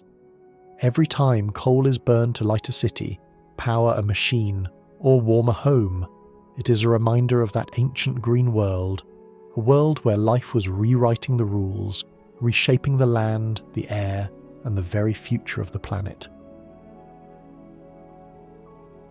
It took nature more than 30 million years to heal from the most devastating disaster in the history of life on Earth, an event known as the Great Permian Triassic Extinction. When life finally began to flourish again, it was no longer the same creatures that had ruled the planet before. Entirely new groups of animals rose to dominance, animals that would govern the Earth for the next 160 million years. These remarkable reptiles would eventually give their name to an entire era in Earth's history and begin a spectacular journey toward the peak of evolution. At first, they were small, almost delicate creatures, leaving behind bird-like tracks as evidence of their presence. Yet their incredible adaptability allowed them to survive where larger predators failed, gradually outcompeting and replacing many of the giant hunters of the past. These were the reptiles of the Mesozoic era, more famously known as the Age of Dinosaurs. Their earliest fossils date back to the Triassic Period, which began nearly 252 million years ago and lasted for 51 million years. The Earth of the Triassic was unrecognizable compared to today. All the continents had merged into a single massive landmass called Pangaea, surrounded by the vast Panthalassa Ocean. The surface of Pangaea was constantly shifting. Rivers, lakes, and inland seas appeared and vanished, while mountain ranges began to rise. It was during this time that the Ural Mountains first formed. At the dawn of the Mesozoic era, the climate became warmer. Scientists believe this rise in temperature was caused by enormous amounts of carbon dioxide released into the atmosphere by countless volcanic eruptions, triggered by the movement of tectonic plates. Estimates suggest that during this time, around 100,000 gigatons of CO2 were pumped into the air. Carbon dioxide is a powerful greenhouse gas, trapping heat by allowing sunlight to enter the atmosphere but preventing some of the heat from escaping back into space. As a result, the planet heated up, causing polar ice caps to melt and the climate to become much more uniform across Pangaea. Rainfall was scarce, lasting only about 3 months a year, followed by 9 months of severe drought. Rivers and lakes shrank or dried up completely, and much of the vegetation withered. The supercontinent was dominated by vast, dry deserts, making survival and recovery after the mass extinction extremely challenging. Life survived and continued to evolve mostly along riverbanks, lake shores, and in small fertile green oases. The plants themselves underwent dramatic changes. The long-lived tree-like club mosses and spore-bearing ferns of the Permian were mostly wiped out by repeated droughts, and even the coniferous forest disappeared. In their place, new plant species better suited to dry conditions began to emerge, including the ancestors of modern conifers like the thuja and araucaria, which have survived to this day. Some conifers at the time were more like herbs than trees, lacking hardwood and stems, which allowed them to regrow quickly when the brief rainy season returned. Ginkgos, cycads, and other gymnosperms similar to modern palm trees spread across the supercontinent, while seed ferns continued to dominate certain areas. Insects thrived among these plants. Crickets, beetles, and strange cockroaches with large furry bodies fed on plant sap and pollen, while predatory insect larvae sometimes preyed on each other. Gluttonous young snout beetles waited near cones for unsuspecting prey, and dragonflies patrolled the skies above lakes and rivers, catching smaller insects in flight. In the seas, sharks and bony fish competed fiercely for food. Many developed powerful jaws capable of crushing crab shells and other hard-shelled prey. Some predatory ray-finned fish grew over 1 meter long, similar in size to modern pikes. Among the largest hunters were newly evolved aquatic reptiles called nothosaurs. These swift swimmers, armed with sharp teeth, could chase down almost any prey in the Triassic seas, much like miniature marine dinosaurs. On land, amphibians, which had once dominated ecosystems, were now in decline, though some species remained abundant. Labyrinthodonts, grey-green creatures with bodies reminiscent of both frogs and crocodiles, lived in swamps, rivers, and lakes across all continents. They range from 0.5 meter in length, about 1.5 feet, to 5 meters, over 16 feet. These carnivorous amphibians preyed on smaller amphibians and fish, lying in wait with mouths wide open and striking suddenly. Their bodies were armoured with firm, bony plates, offering protection against predators. Reptiles continued to dominate the planet, though they had evolved considerably since the Permian. The most advanced reptilian forms survived the Great Extinction and began to pave the way for the astonishing diversity of the Mesozoic era. Among the many creatures roaming the Earth during the Triassic period, the distant ancestors of mammals, called codons, were some of the most remarkable. These small animals were rarely larger than a weasel, and only occasionally approached the size of a large dog. Living in a world full of towering predators, codons had to be clever to survive. They dug deep burrows and often built safe nests to care for their young. Some scientists believe that certain codons may have already fed milk to their offspring, and a few might have been marsupial, carrying their tiny young with them as they moved about. Unlike reptiles, these furry, warm-blooded creatures did not need the sun to warm up in the morning, giving them the ability to hunt at night when the massive predators slept. As the world changed, reptiles adapted too, spreading across the entire planet. The top predators of the time were often enormous crocodile-like creatures, sometimes reaching up to 8 meters in length. One particularly fearsome species was named the Carolina butcher, or Carnex carolonensis. Measuring nearly 3 meters, this predator resembled a large crocodile but preferred to roam on land. It could sprint on its hind legs and possessed teeth sharp enough to pierce the thick shells of other reptiles. In the middle of the Triassic period, the first dinosaurs appeared. Paleontologists have uncovered their bones in many parts of the world, especially in what is now Argentina. These early dinosaurs were not giants, but they gradually grew larger over time. Their incredible success in a world full of predators came from several key adaptations. Many early dinosaurs were bipedal, walking on their toes like birds rather than on their heels like humans. Their legs were positioned beneath their bodies, allowing them to run fast, chase prey, or escape danger with agility. Dinosaurs were also inertial homeotherms, which meant that their bodies could warm up during the day and stay warm at night due to a fast metabolism. Some species even became fully warm-blooded, allowing them to remain active at all hours and giving them a crucial advantage in finding food. They also developed sedentary breathing, using special air sacs in their lungs. This unique respiratory system allowed them to extract oxygen efficiently, a vital adaptation in the oxygen-poor Triassic atmosphere, which contained only 10 to 15% oxygen. By the end of the Triassic, oxygen levels rose to about 19%, still less than today's 21%, and far below the 35% of the Carboniferous Period.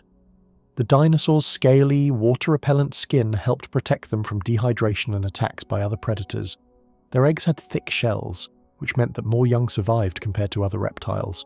Still, life in the Triassic was harsh, and even the earliest reptiles faced constant struggles for survival.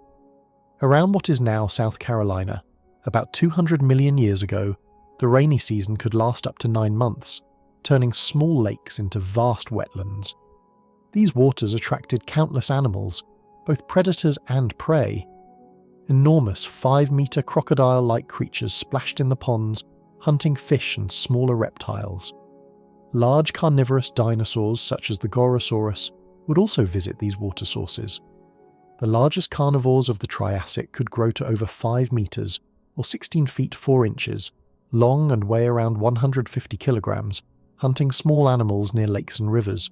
Herbivorous dinosaurs grazed in lush forests by rivers, and although their Triassic ancestors were smaller, some already reached 10 meters, or 33 feet in length. Their legs were still elongated rather than column-like, but they could rise on their hind limbs to reach young leaves high in the trees. These early herbivores already had a steady, barrel-shaped body, laying the groundwork for the massive sauropods that would dominate the later Mesozoic. Small reptiles thrived in the forest canopy. Many were bipedal, like the Eoraptor, usually no more than 1 meter long and weighing around 10 kilograms. These nimble predators hunted small reptiles, amphibians, and insects, and even raided the eggs of other dinosaurs. Some of them hunted in packs, making it possible to take down even the young of larger dinosaurs. Many were omnivorous, adding plant material to their diet as a tasty supplement.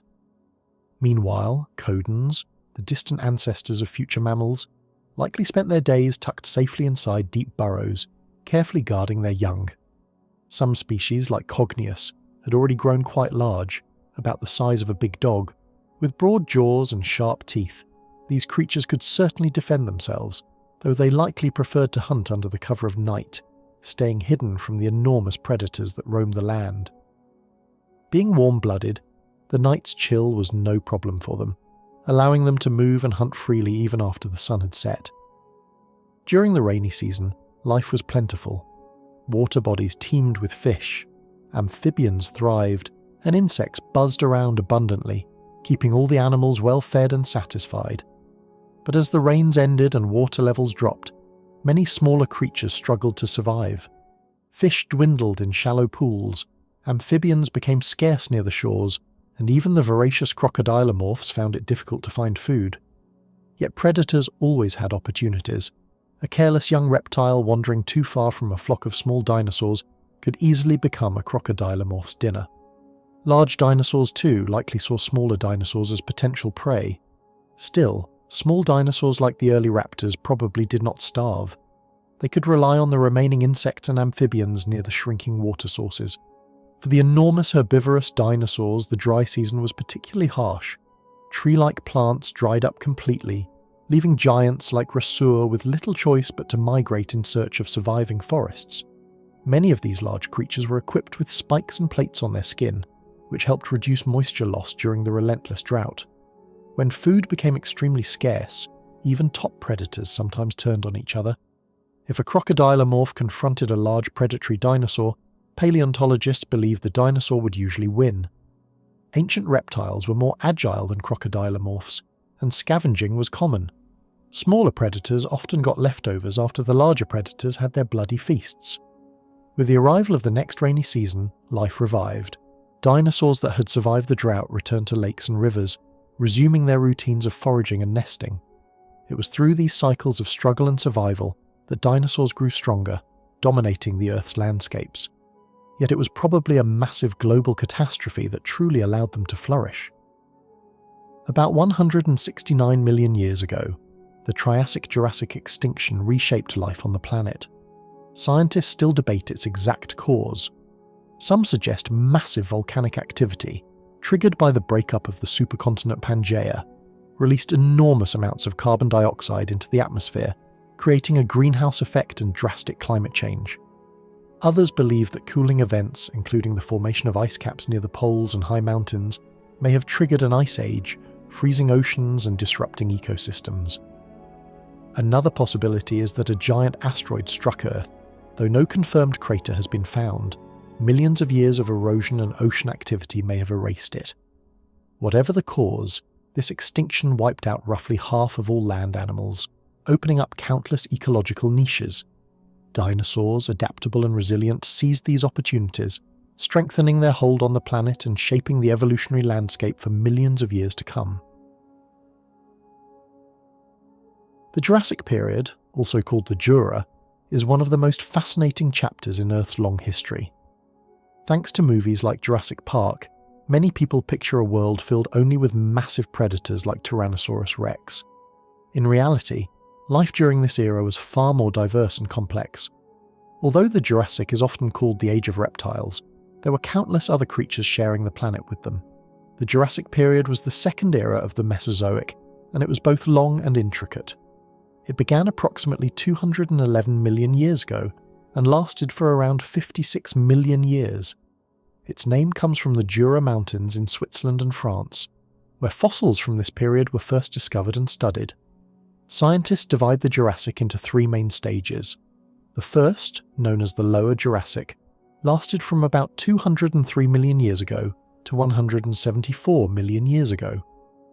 At this time, life was still recovering from the Triassic-Jurassic extinction, which had wiped out roughly half of all animal species on the planet. Yet the warm and humid climate of the Jura allowed life to bounce back relatively quickly. Oceans and seas teemed with ammonites, belemnites, fish, and marine reptiles, while on land, dinosaurs and other reptiles spread rapidly into the ecological spaces left empty by the extinction. Some reptiles even developed wings and took to the skies. The start of the Jurassic marked the Golden Age of Reptiles. Hundreds of dinosaur species appeared, spreading across all continents, including Antarctica. Some grew to astonishing sizes, while others evolved strange or fearsome forms, each uniquely adapted to their environment. The mysteries of these prehistoric creatures continue to captivate scientists and enthusiasts alike as they explore what life was like 200 million years ago. During this period, the continents themselves were changing. The supercontinent Pangaea began to break apart into separate landmasses, with shallow seas filling the gaps. Africa and Australia started to drift apart, while the gap between Africa and America widened. In Eurasia, depressions such as the German, Anglo-Paris, and Western Siberian basins formed, while the Arctic Sea flooded the northern coasts of Laurasia. In North America, mountain ranges like the Rockies and the Andes were beginning to rise. Volcanic eruptions frequently accompanied the movement of tectonic plates, releasing vast amounts of carbon dioxide into the atmosphere and intensifying the greenhouse effect. The climate of the Jurassic was generally warmer than today by about 5 to 10 degrees Celsius, and carbon dioxide levels in the air were roughly 4 times higher than modern levels. Rainfall was more frequent and heavier than in the Triassic, creating humid tropical and subtropical conditions across much of the Earth. Vast areas were blanketed by lush vegetation, including dense jungles and forests filled primarily with seed ferns and woody, non-flowering plants. Unlike animals, plants seemed largely unaffected by the Triassic-Jurassic extinction, benefiting from the warmth and humidity to grow tall and strong. Among the most striking plants were the cycads, which reached the height of their diversity during the Jurassic and Cretaceous periods. At the start of the Jurassic, these trees often resembled modern palm trees, so much so that the famous botanist Carl Linnaeus mistakenly classified them as palms. Ginkgo trees also thrived, with crowns resembling oaks but sporting small fan-shaped leaves. Sadly, only one species of ginkgo has survived to the present day, Ginkgo biloba.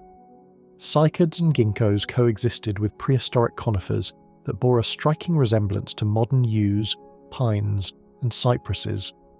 Conifers underwent rapid diversification during the late Triassic and early Jurassic, producing many new forms. For example, the extinct conifer podosomites dominated mid-latitude forests in East Asia. Its broad leaf-like needles were deciduous, unlike most modern conifers, which are evergreen. This extraordinary vegetation supported an explosion of life, particularly insects. Insects had also survived the Triassic-Jurassic extinction, allowing forests, fields, and riverbanks to teem with activity. Predatory dragonflies patrolled the skies and waters, herbivorous beetles swarmed among the plants, and arachnids such as spiders and scorpions lurked in wait for unsuspecting prey. Life in the early Jurassic was vibrant, chaotic, and endlessly fascinating.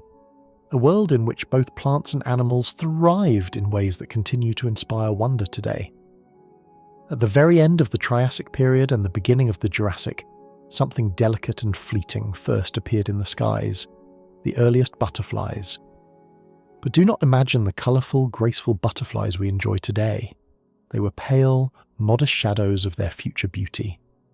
At the same time, other small creatures flitted through the dense green Jurassic forests, creatures that looked almost identical to modern butterflies, and yet they were not true butterflies. How could this be? The answer lies in one of nature's most fascinating tricks: convergent evolution. Convergent evolution occurs when completely unrelated organisms independently develop similar traits because they face similar challenges in their environment. The Jurassic butterflies, for instance, moved through the air like butterflies and even appeared to pollinate plants, just like their modern cousins. Yet, they belong to a totally different family of insects, the so-called Calaertae, whose closest living relatives today are lacewings. Of course, the Calaertae of the Jurassic could not pollinate flowers in the way we think of today, because flowers were only beginning to appear, small, rare, and technically unsuitable for insect pollination. Instead, they were drawn to the cones of coniferous seed plants, which offered long tubes filled with nectar and pollen. These pseudo-butterflies, in their way, were perfect partners for these ancient plants. Butterflies and Calaertae are just one of countless examples of convergent evolution in the history of life. This process explains why animals that are entirely unrelated can look remarkably similar, even if they live continents apart. A striking example is the tenrec, a mammal that descended from a single colonizing ancestor. Over millions of years, tenrecs evolved into an astonishing variety of forms, some resembling moles, shrews, hedgehogs, or even otters. Comparing a tenrec to a hedgehog can be tricky. They look like close relatives. But in reality, the tenrec is far closer, biologically, to an elephant than to a hedgehog. What they share is only their outward appearance. Returning to the Jurassic pseudo-butterflies, we see the same phenomenon. Broad wings, delicate scales, feeding patterns, camouflage, all traits we associate with true butterflies. Yet, these were entirely different species, demonstrating once again that evolution often follows the most efficient optimal path. This suggests that on some distant Earth-like exoplanet, life might develop in forms that are strange yet strangely familiar to us. Meanwhile, life on land and in water was shifting dramatically. Amphibians, once dominant, were yielding to reptiles. Many species vanished, leaving only a few survivors: early salamanders, primitive frogs, and strange legless, worm-like amphibians. Among the larger creatures, brachiopods still roamed, sometimes growing up to 3 meters in length. The record holder, discovered in Loso, Africa, reached an astonishing 7 meters. Large amphibians like these were rare in the Jurassic. Most had already gone extinct in the Permian. Brachiopods had flat, spatula-shaped bodies, with mouths full of razor-sharp teeth that could instantly tear apart prey. Despite their initial success, their numbers dwindled, while reptiles multiplied and diversified at an impressive pace. Before the dinosaurs became a distinct group, reptiles had already established dominance across land, water, and air. The tropical seas of the Jurassic teemed with real monsters, frightening yet astonishingly beautiful. These creatures had barely survived the bottleneck of the Triassic-Jurassic extinction, but they were now growing stronger. Among them were the impressive ichthyosaurs, marine reptiles averaging 2 to 4 meters in length, though favourable conditions allowed some species to reach truly massive sizes. Shoya, for example, grew to 15 meters, while the giant Shastasaurus reached a staggering 21 meters. Some ichthyosaurs were almost comical in appearance, with shark-like bodies combined with crocodile-like heads, reminiscent of the modern platypus. Ichthyosaurs had enormous eyes, protected by bony rings, which paleontologists believe helped them hunt at night. These giant eyes, up to 25 centimeters in diameter, allowed species like Temnodontosaurus to see at depths of up to 1,600 meters, far beyond human capability. At 800 to 950 meters, sunlight is only about 1% as bright as it is at noon on the surface. Remarkably, ichthyosaurs were viviparous and warm-blooded, breathing air while living almost entirely in water, unlike the egg-laying reptiles we're familiar with. Reptiles also took to the skies during this time. In the early Jurassic, pterosaurs emerged, still recovering from the mass extinctions of the previous era. They primarily fed on fish, but they added to the growing diversity of land reptiles. Meanwhile, prehistoric turtles, though similar to modern ones, shared the stage with the first dinosaurs, who were beginning to dominate the land with their ever-expanding variety. The Jurassic was a time of transformation, innovation, and astonishing adaptations, where pale skies hosted butterfly lookalikes, oceans hid giant shark-headed reptiles, and the land slowly passed into the hands of the dinosaurs. It was a world both alien and strangely familiar, a vivid preview of the wonders evolution could create when life takes the shortest and most efficient paths. Paleontologists have uncovered an astonishing variety of dinosaurs from the early Jurassic period. Over 900 different genera and more than 1,000 species of non-avian dinosaurs alone have been identified. Despite the popular image of dinosaurs as enormous monsters, the reality was far more diverse. Some species were no larger than modern chickens, while others grew into massive, awe-inspiring giants.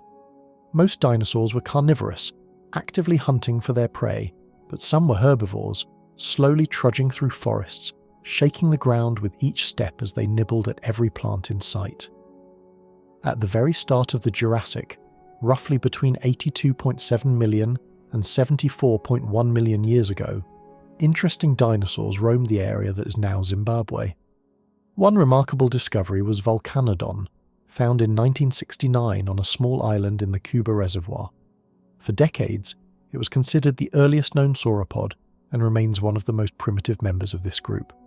As a quadrupedal, ground-dwelling herbivore, Volcanodon already displayed the classic sauropod body plan: long, column-like legs, an extended neck, and a lengthy tail. This discovery was among the very first dinosaur finds in Zimbabwe. The fossil site was located between two solidified lava flows, which inspired the dinosaur's Latin name. Volcanodon grew up to 11 meters in length, and may have weighed as much as 3.5 tons, though some estimates suggest a lighter weight of around 2.5 tons. While it generally moved on all four legs, it could rise on its hind legs to reach higher branches. Due to the sparse vegetation of its time, Volcanodon was not picky about its diet, and fed on a variety of plants, much like any natural vegetarian in the long history of life. The discovery of Volcanodon began with a curious puzzle. South African paleontologist Michael Wraith found several teeth near the pelvic remains, but the skull and neck were missing. The teeth were unusual, shaped more like those of predators. This led scientists to speculate that Volcanodon might have suffered an attack before death, a scenario sometimes observed in dinosaur fossils. Some of the teeth were broken, yet the attack proved fatal for the unfortunate herbivore.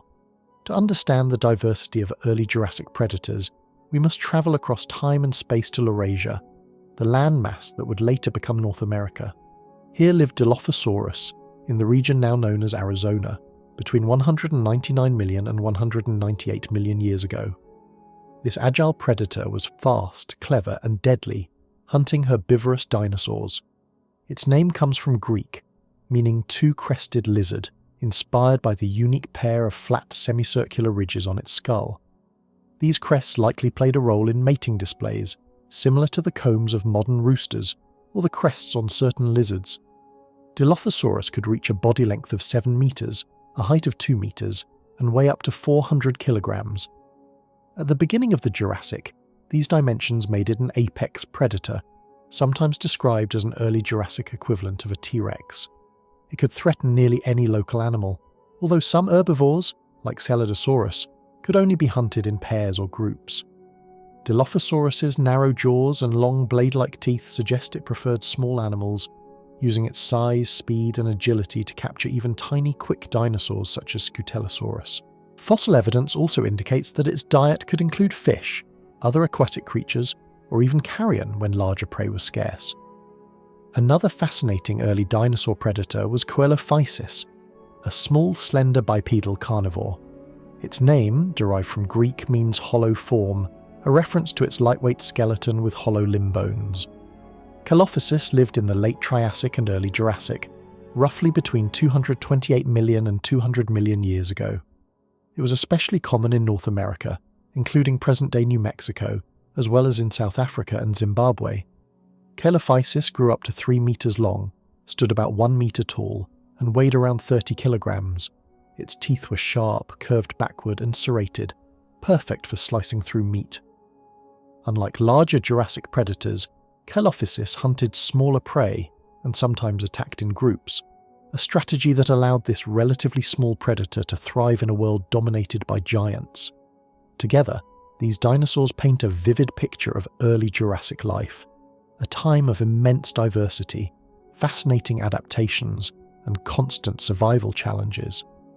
From the gentle, towering herbivores like Volcanodon to the swift, cunning hunters like Dilophosaurus and Coelophysis, the early Jurassic was already a stage of epic struggles, remarkable evolution, and endless surprises. The valleys of North America were mostly dry deserts, stretching for miles under a scorching sun.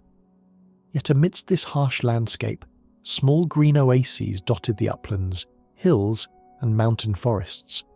These pockets of life became hunting grounds for the predatory Coelophysis, a fleet-footed dinosaur that may have used sharp calls or primitive vocal signals to communicate with others of its kind.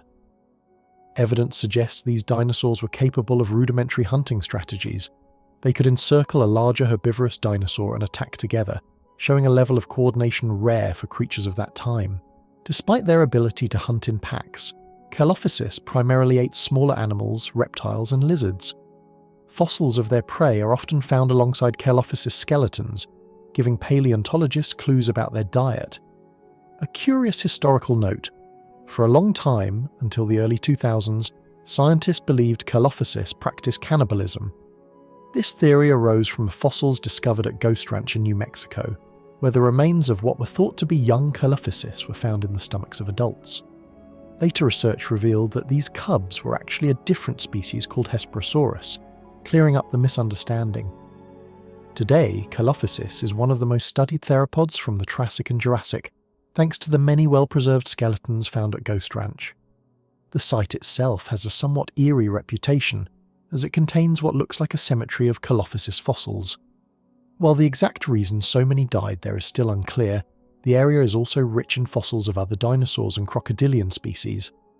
Among the smaller, yet remarkable dinosaurs of the early Jurassic was Lesothosaurus, named after the African country of Lesotho, where its first remains were discovered. These dinosaurs lived between 199 million and 800,000 years ago, stretching up to 2 meters in length. Their height is estimated anywhere from 40 centimeters to over 1 meter, and their weight likely ranged between 3 and 10 kilograms. Because Lesothosaurus is a genus rather than a single species, such variations are normal. Lesothosaurus moved gracefully on 2 long, thin legs, giving it impressive speed, while its 5-fingered forelimbs, small but well-formed, resembled tiny human hands. Its 5th finger was weak, similar to our little finger, but the hands were capable of grasping plants. Its jaw held a rhomboid-shaped teeth, with 12 arrowhead-like teeth at the front of the upper jaw. These delicate teeth were not suited for grinding tough food, but were perfect for cutting soft stems and leaves. The body of Lesothosaurus was long and lightly built, slightly reminiscent of archosaurs that stood upright on two legs. A thin, extended tail helped it maintain balance while running. Its overall appearance, with a short skull and elongated body, might have reminded one of a bipedal lizard that had stood upright to sprint, a feat still possible in some modern reptiles. Lesothosaurus was a nimble, alert creature, always ready to dash from predators like Colophysis, which could easily keep pace thanks to its long legs. Another tiny but fascinating dinosaur from this period was Laranus, whose name means wolf face.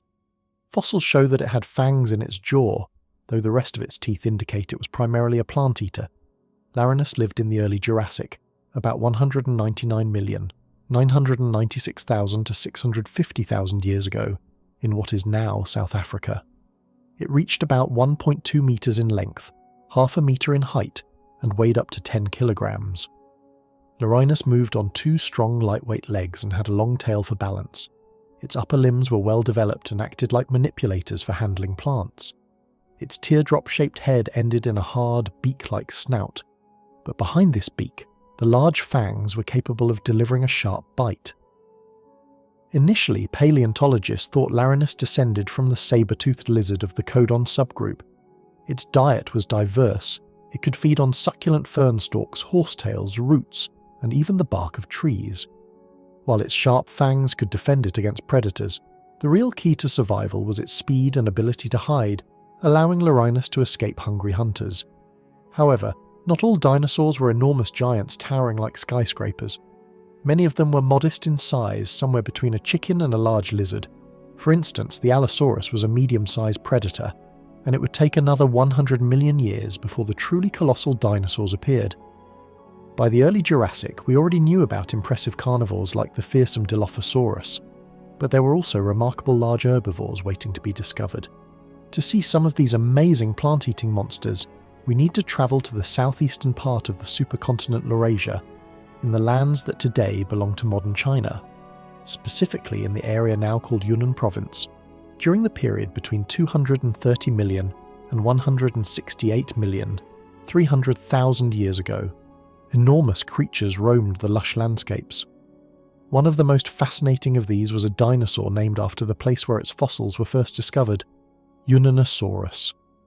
Unanosaurus could grow to a body length of approximately 13 meters, with a height reaching up to 4 meters and 30 centimeters. It weighed around 3 tons, a size that, while modest compared to the gigantic titans of later periods, was truly impressive for the early Jurassic. This dinosaur primarily moved on all 4 legs but often stood and walked on 2, which allowed it to reach higher branches for feeding, or to raise its forelimbs in a threatening display when predators approached. Its forelimbs were quite large, ending in strong, sharp claws similar to those on its legs. At the end of Unanosaurus's long, graceful neck sat a small, elongated head. Its teeth were especially remarkable. Spoon-shaped and numbering more than 60, they were packed closely together.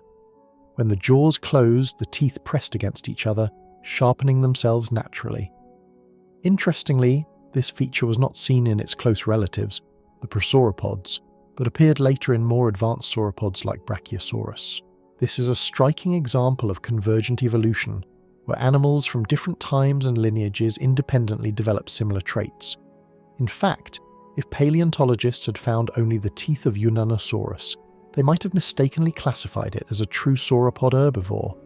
Unanosaurus travelled from one feeding area to another, not particularly picky about its diet.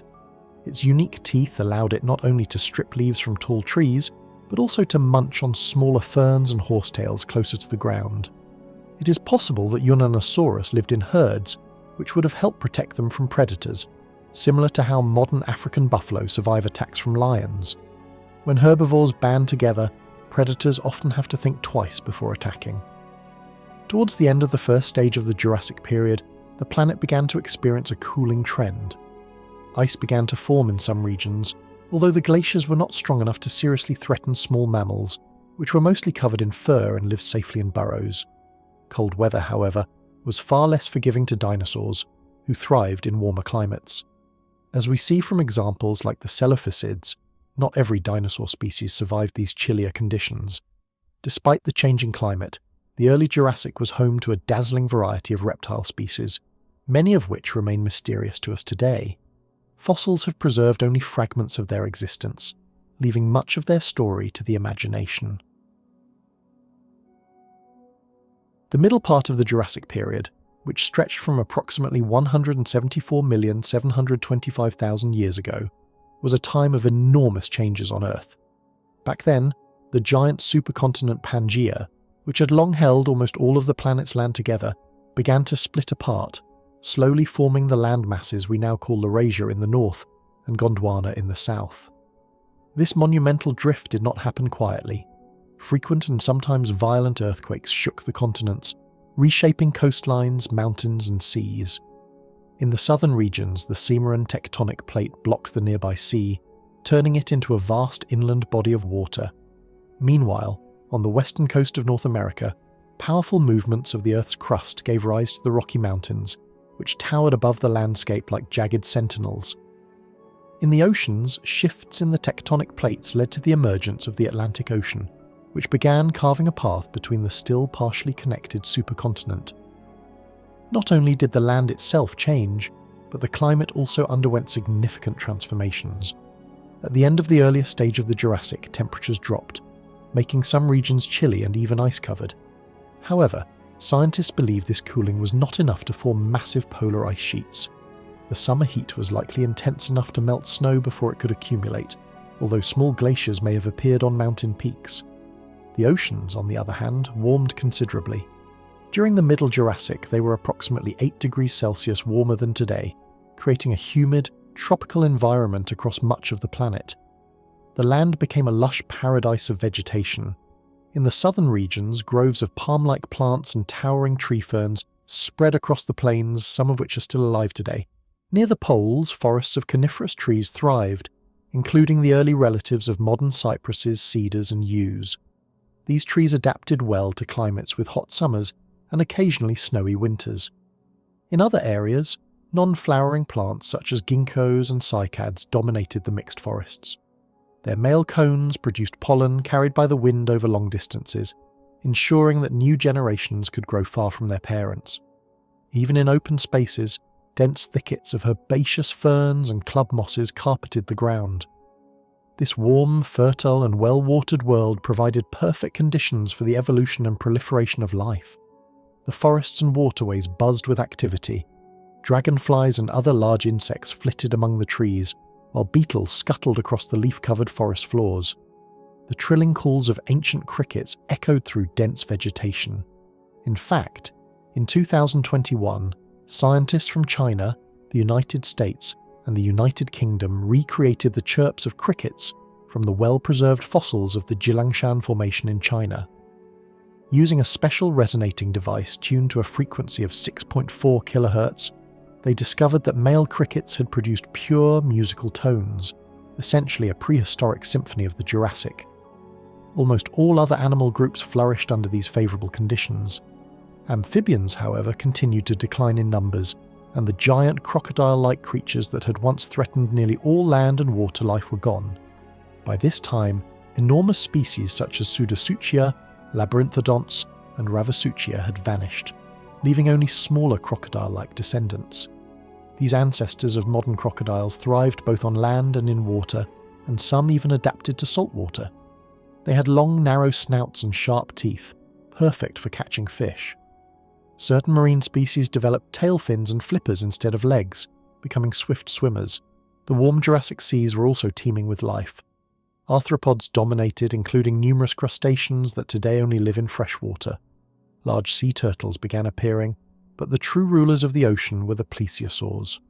These immense creatures could reach up to 16 meters in length, with wide, flat bodies, short tails, and powerful flippers that allowed them to glide effortlessly through water. Plesiosaurs breathed air, gave birth to live young, and may even have been warm-blooded. Their most remarkable feature was their extraordinarily long necks, composed of 76 vertebrae shaped like hockey pucks, far longer than any modern giraffe's neck. Though not very agile, they could hover in the water for hours, scooping up krill and small sea creatures with ease. Other marine reptiles, known as pliosaurs, contrasted with plesiosaurs by having shorter necks and massive heads. Some of these giants grew to 17 meters or more, rivaling or even exceeding the size of modern orcas.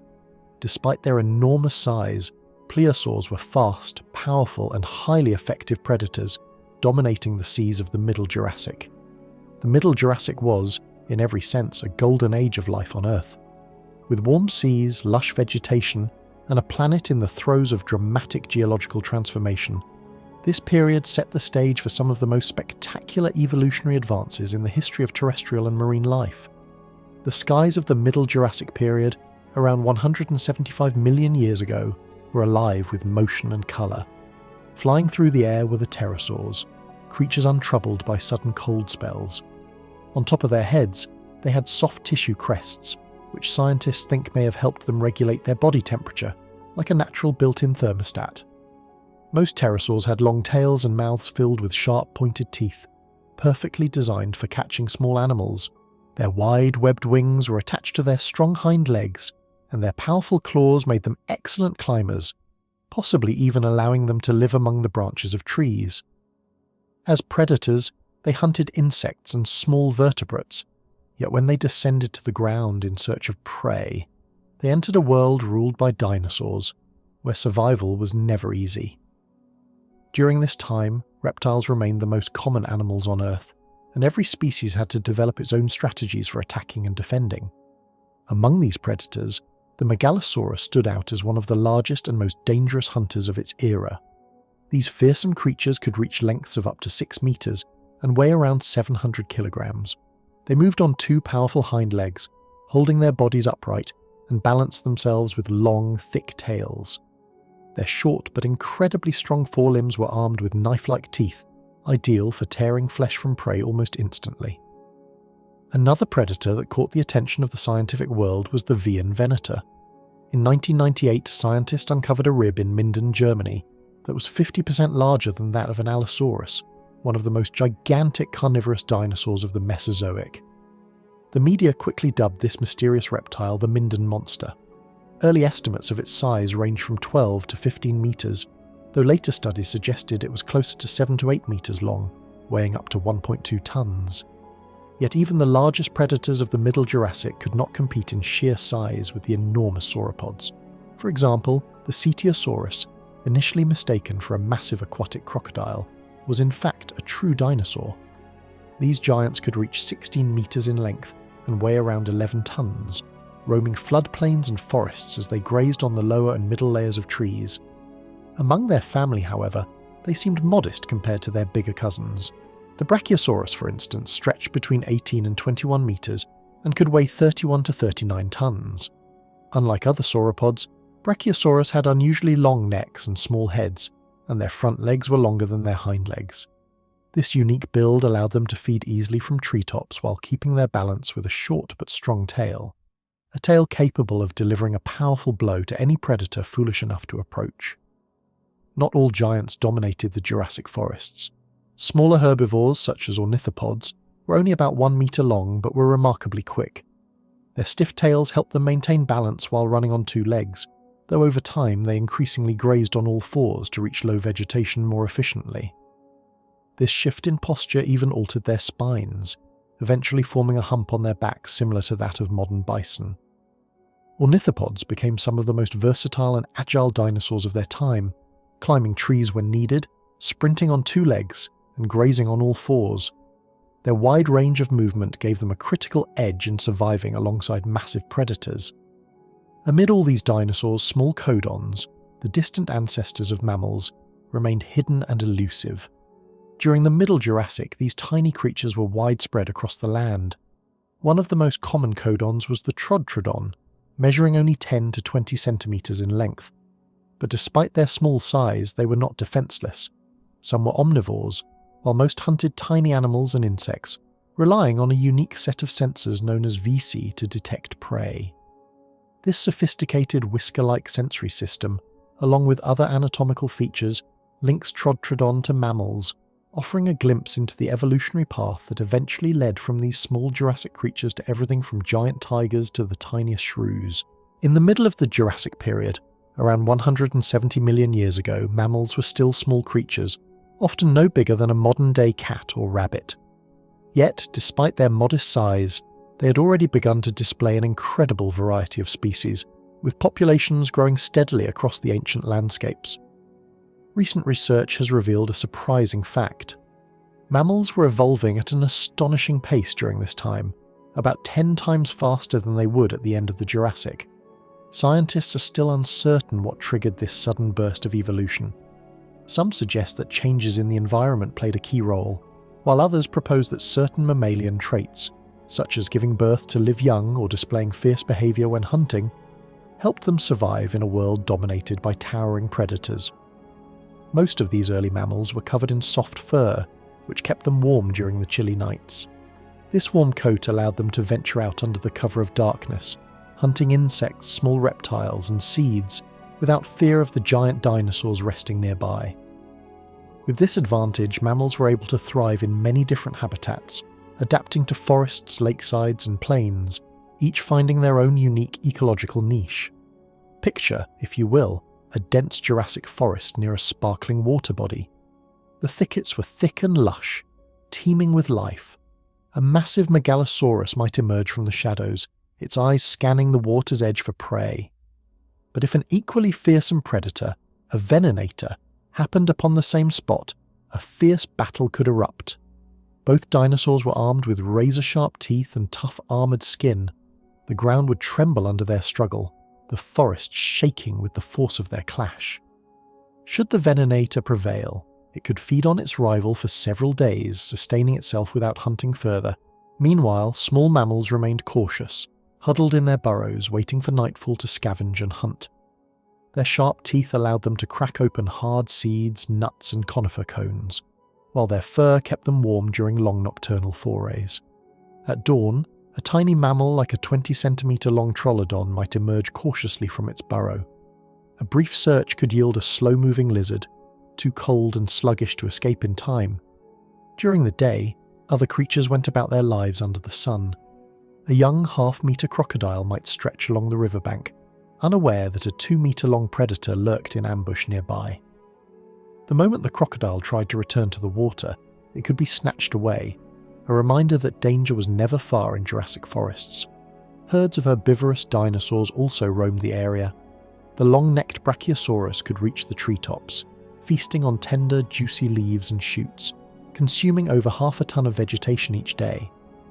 Once the food was gone, the herd would migrate to another forest in search of sustenance. Shorter-necked dinosaurs like the Chiosasaurus fed on the lower branches, avoiding competition with the giants. With so many creatures sharing the forest, there was enough food to support a variety of species. Predators like the venenator disrupted the forest's fragile peace time and again. After digesting one meal, the giant predator would set out in search of another. If large prey was unavailable, it might attempt to attack herbivores like the Chiosasaurus, or even a young Brachiosaurus, though success was far from guaranteed. The strong herds often defended themselves with powerful tails and cooperative behaviour. Still, smaller or weaker animals inevitably fell victim, ensuring that life and death remained a constant rhythm in the Jurassic wilderness. This rich, bustling world of lakes, forests and meadows thrived in the warm, fertile climate of the mid-Jurassic. Yet, as this period drew to a close, dramatic changes began to reshape life on Earth. Scientists once believed a mass extinction marked the end of the era, but newer studies suggest a more gradual transformation occurred. The breakup of the supercontinent Pangaea and shifting tectonic plates altered habitats and climates, leading some species to diversify rapidly, while others vanished entirely. Dinosaurs, too, underwent significant changes, though the details of their transformation remain a mystery. What exactly happened next? How did the age of mammals and the dominance of dinosaurs evolve? That story awaits in the next chapter of Jurassic history, where the unfolding drama of life on Earth continues to surprise and amaze. The late Jurassic marked the third and final epoch of the Jurassic period, stretching from approximately 163.5 million to 145 million years ago. The face of the Earth at that time was very different from the Middle Jurassic. The single supercontinent of Pangaea, which had already begun to split apart, finally broke into two massive land masses, Laurasia in the northern hemisphere and Gondwana in the south. This dramatic division gave birth to the Atlantic Ocean, though it was still quite narrow compared to today's vast expanse. The climate across both continents remained extremely warm and humid, resembling the modern tropics and subtropics. At the start of the late Jurassic, between 164 and 150 million years ago, the Earth experienced a warming period following a brief cooling phase. Average daily temperatures soared to around 30 degrees Celsius. This rise in heat was largely caused by the greenhouse effect, triggered by widespread volcanic eruptions that filled the atmosphere with enormous amounts of carbon dioxide. Seasonal changes were milder than earlier in the Jurassic, partly because the growing Atlantic and the developing Western Indian Ocean spread moisture across vast regions, turning deserts into rare exceptions. By the end of the Jurassic, the planet began to cool slightly, starting around 150 million years ago and continuing into the early Cretaceous period. Throughout most of the late Jurassic, however, the warm and humid climate allowed thick vegetation to blanket the land almost everywhere. Forests teemed with towering conifers, ginkgos and tree ferns, though conifers were the most widespread. Among them, the mighty Araucaria trees dominated both supercontinents. These evergreen giants could reach over 60 meters in height, with trunks so massive they seemed carved from stone, and heavy cones dangling from branches like enchanted jewelry. The pollen from these cones traveled thousands of kilometers on the wind, helping new conifer forests to sprout far and wide. Even the enormous conifers were sometimes no match for seasonal floods, with some trees swept away by rushing waters. Many took root on sandy, muddy flats where nutrient-rich soil allowed them to grow quickly. Volcanic ash, rich in minerals, also created fertile layers in which new trees flourished. This rapid spread of lush forests supported a thriving animal kingdom. Compared to the Middle Jurassic, insects multiplied like never before. Beetles crawled under forest canopies and along shorelines in search of food, while predatory dragonflies, already resembling modern species, patrolled lakes and streams hunting tiny midges. Yet even these aerial hunters were at risk, often falling prey to giant spiders. Some Jurassic spiders were truly monstrous, with fossils found in China revealing legs over 5 centimeters long, creatures straight out of a horror story. The favourable conditions extended to nearly all other animals, though amphibians generally continued to decline in favour of reptiles. Salamanders, however, were an exception. They flourished worldwide, with some giant aquatic species reaching lengths of nearly 1.5 meters. These amphibians had enormous skin folds along their sides, increasing their surface area to absorb oxygen efficiently from the water. Jurassic seas were alive with bony fish, some of which grew to astonishing sizes, but nothing could rival the massive Leedsichthys. Fossil evidence suggests individuals could reach lengths of up to 30 meters, larger than today's whale sharks. Despite their immense size, these fish were not fierce predators. Instead, they fed mainly on plankton and krill, filtering water through their gills to capture their tiny prey. Their bulk made them slow and clumsy, leaving them vulnerable to hungry sea reptiles. Fossilized scales of Leedsichthys show bite marks from plesiosaurs, indicating that even the smallest predator could steal a meal from these giants. Yet these enormous fish were resilient, often taking days to die once attacked. The seas also gave rise to new species of long-necked plesiosaurs, such as Cryptocetes and Mosasaurus, which range from 5 to 15 meters long. Their necks, made up of around 44 vertebrae, accounted for half of their total length. These predators relied heavily on stealth and their elongated necks to approach fish and squid without being detected. Their sharp, conical teeth made hunting more efficient, and their streamlined bodies allowed them to glide smoothly through water. Life was not limited to land and sea. The skies of the late Jurassic hosted the first birds, like Archaeopteryx, roughly the size of a modern crow. Unlike today's birds, they had toothy jaws and free fingers on their wings, and instead of active flapping flight, they glided clumsily from branch to branch. Flying reptiles known as pterosaurs were far more accomplished flyers.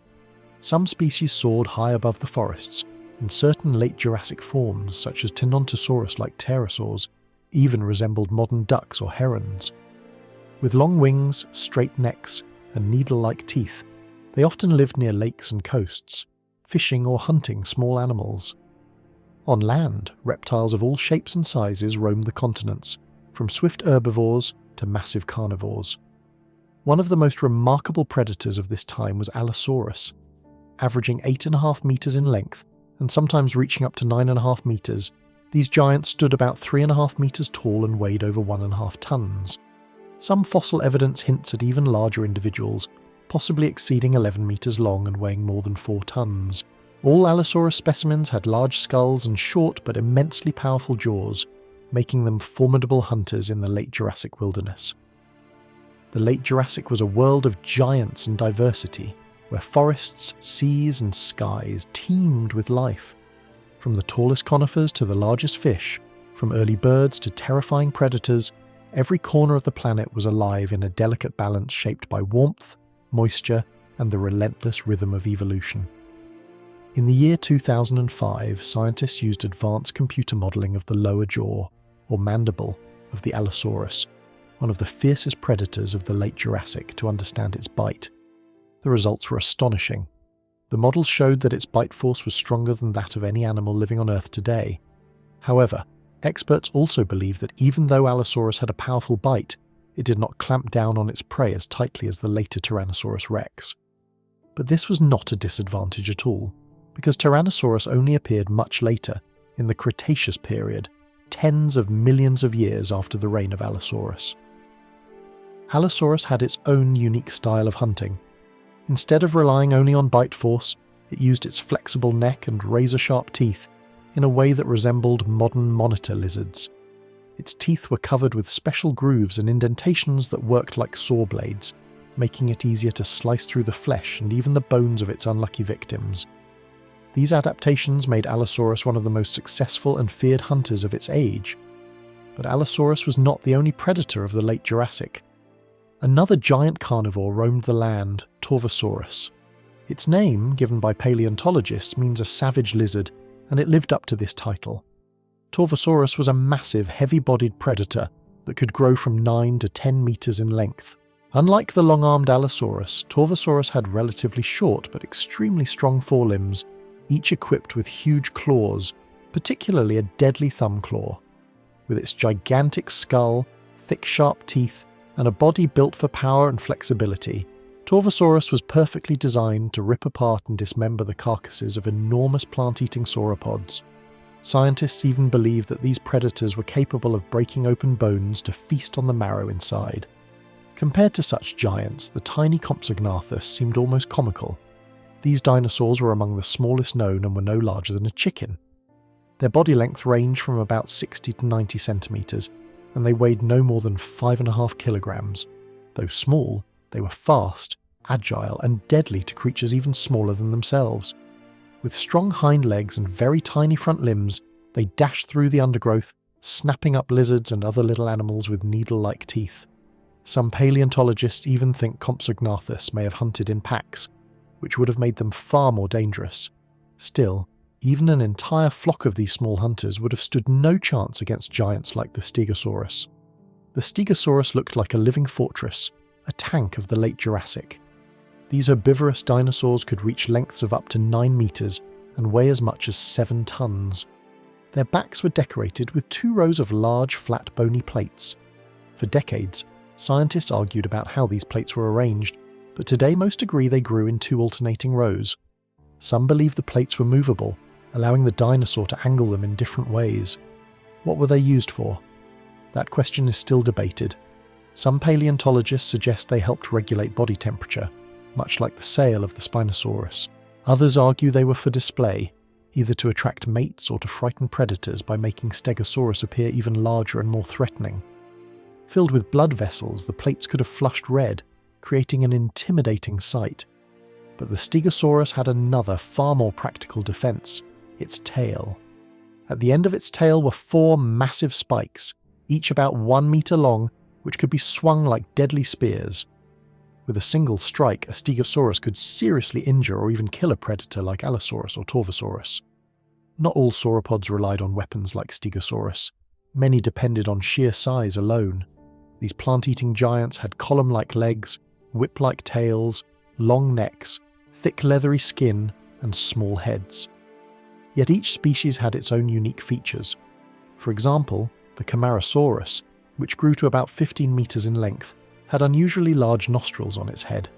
Scientists think these worked as a kind of cooling system, helping to lower the temperature of its brain. Despite its huge body, the neck of Camarasaurus was relatively short, just over 3 meters long, and contained only 12 vertebrae. Another sauropod, the Diplodocus, solved the problem of feeding differently. Its neck was much longer, containing 15 vertebrae, which allowed it to reach food in high trees or sweep its head low across the ground. Researchers still debate how such a long neck was supported. Evidence suggests that Diplodocus may have held its neck at an angle of about 65 degrees, using its strong vertebrae like a supporting column. Then there was the Brachiosaurus, which likely kept its neck pointed almost straight upward most of the time, towering above the trees as it grazed from the highest branches. In contrast, the recently discovered Sarmientosaurus, unearthed in Argentina only a few years ago, seems to have done the exact opposite. This dinosaur kept its head close to the ground, moving slowly across the land like a giant living vacuum cleaner, scooping up plants and low-growing vegetation.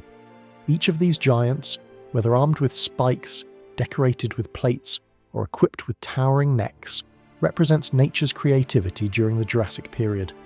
Together, they paint a vivid picture of a world filled with diversity, danger, and survival on a truly massive scale. Let us return to the Diplodocus, one of the true giants of Jurassic World. Running along its back rose rows of sharp keratin spikes that could reach as high as 18 centimeters. These menacing growths were most likely a natural shield, helping the creature protect itself from hungry predators. Yet this was not the Diplodocus's main weapon. Its true superpower was its tail, a whip-like structure made up of as many as 80 vertebrae.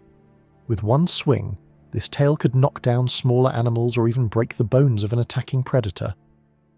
Despite their size and weapons, Diplodocus did not live alone. Instead, they travelled in small herds, which gave them even greater safety. Some members of these herds could grow to lengths of about 32 meters, longer than 3 buses lined up in a row. Only one known dinosaur rivaled them in size, the mighty Supersaurus. Based on the bones discovered so far, Supersaurus could reach 33 to 34 meters in length and weigh more than 40 tons. However, paleontologists have only found fragments of its skeleton, mostly in the state of Colorado, so its exact size remains a mystery. Still, even the pieces we have show that it was one of the largest creatures ever to walk the Earth. If we were to place a modern house mouse next to such a colossus, the tiny mammal would look laughably small, barely a speck against the mountain-sized dinosaur. Yet the Jurassic world had no shortage of such small survivors. Mammals, though tiny, were clever and highly adaptable. They were warm-blooded, covered in fur, and had sharp eyesight, which made them perfect night hunters. When the huge dinosaurs slept, these little creatures came out to search for food. During the day, they usually hid in burrows dug into the forest floor or along riverbanks. One of the largest mammals of the late Jurassic was Castrocoda, a semi-aquatic animal belonging to the Docodont family. Even this giant among its kind was tiny compared to the dinosaurs. It weighed only between 500 and 800 grams, with a tail about 42 centimeters long. Its appearance was similar to that of a modern otter, while its teeth curved like those of a seal. Because of this, scientists believe Castrocoda fed mainly on fish, hunting in rivers and lakes just as otters and seals do today. Its wide front paws, shaped much like those of the platypus, were excellent for digging and foraging on land. These mammals were already covered in patches of fur, an evolutionary step that helped them survive cold nights. Now, let us picture one of those Jurassic landscapes, a dense tropical forest beside a shimmering lake. In this lush environment, countless creatures lived side by side. Here, a brontosaurus might stand quietly in the water, chewing on soft aquatic plants. These giants reached lengths of about 22 meters and weighed over 15 tons. Their heads were comically small for such massive bodies, and their brains were no larger than a walnut. Clearly, intelligence and quick thinking were not their strong suits, but they did not need them. No predator in that forest would dare attack such a towering beast. Brontosaurus could spend hours standing still on its log-like legs, its long neck lowering into the water to graze. All around, life thrived. Small chicken-sized dinosaurs called Compsognathus darted through the ferns, chasing insects and reptiles. Though tiny, they were swift hunters, able to snatch up nimble prey.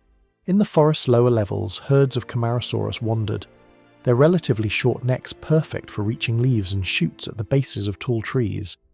In contrast, the Diplodocus, with its extremely long neck, focused on stripping leaves from the highest treetops. Like living scissors, they snipped branches and consumed up to 1 ton of vegetation each day. When food in one place ran out, the herd would move on in search of greener pastures. Evidence suggests that these giants even swallowed minerals such as rose quartz to aid their digestion. Other sauropods chose different stones, but all of them relied on this unusual dietary supplement to process the massive amounts of plant matter they consumed. Travelling herds of sauropods also had their own strategy for survival. The adults would form a protective circle around the young, shielding them from predators. Any carnivore foolish enough to test their defence would likely face broken bones from a lashing tail, or even death beneath trampling feet. For this reason, predators usually preferred smaller prey, such as Compsognathus, though catching even these quick little runners was no easy task. When night fell, the dinosaurs rested, and the forests grew quieter. This was the perfect moment for the small mammals to emerge. Tiny creatures like Juramaia, which looked much like modern shrews, scurried about. They were only 7 to 10 centimeters long, but their strong teeth could chew through almost anything, from seeds to tough nuts. They would feast quickly under the cover of darkness, then hurry back to the safety of their burrows before dawn, avoiding any chance of meeting the giants or the predators of the day. And so the rhythm of life in the Jurassic world continued. Giants and dwarfs, reptiles and mammals, each with their own place in the grand, teeming ancient landscape of Earth. The everyday rhythm of life for the great reptiles and other creatures of the ancient world was suddenly shaken once again by what scientists call the Jurassic Cretaceous extinction. Compared to the catastrophic events that came before and after, this one was not as devastating. Still, it was far from gentle. Around 1/5 of all living beings on Earth vanished forever during this period. The main culprit was the restless movement of the planet's massive tectonic plates. As they shifted and plunged deep into the oceans, they transformed the seas. The once warm and life-friendly waters became bitterly cold and sank into dark depths. This sudden change was disastrous for many forms of marine life, especially delicate organisms like corals and countless tiny creatures that form the base of the ocean's food web. Those that survived were forced to retreat to the safer, shallower waters near the coasts. But the loss at sea rippled far beyond the oceans. Entire food chains were broken, and ecosystems on land also felt the shock. Among the giants of the land, the mighty sauropods, those long-necked, massive plant-eaters, partially disappeared. Some famous dinosaurs such as the Stegosaurus and the graceful Diplodocus died out completely, leaving behind empty spaces in nature's balance. Yet life, as always, adapted. These empty niches were soon filled by new and rising species, preparing for the next great act of Earth's history. When the Cretaceous period began, dinosaurs entered their golden age.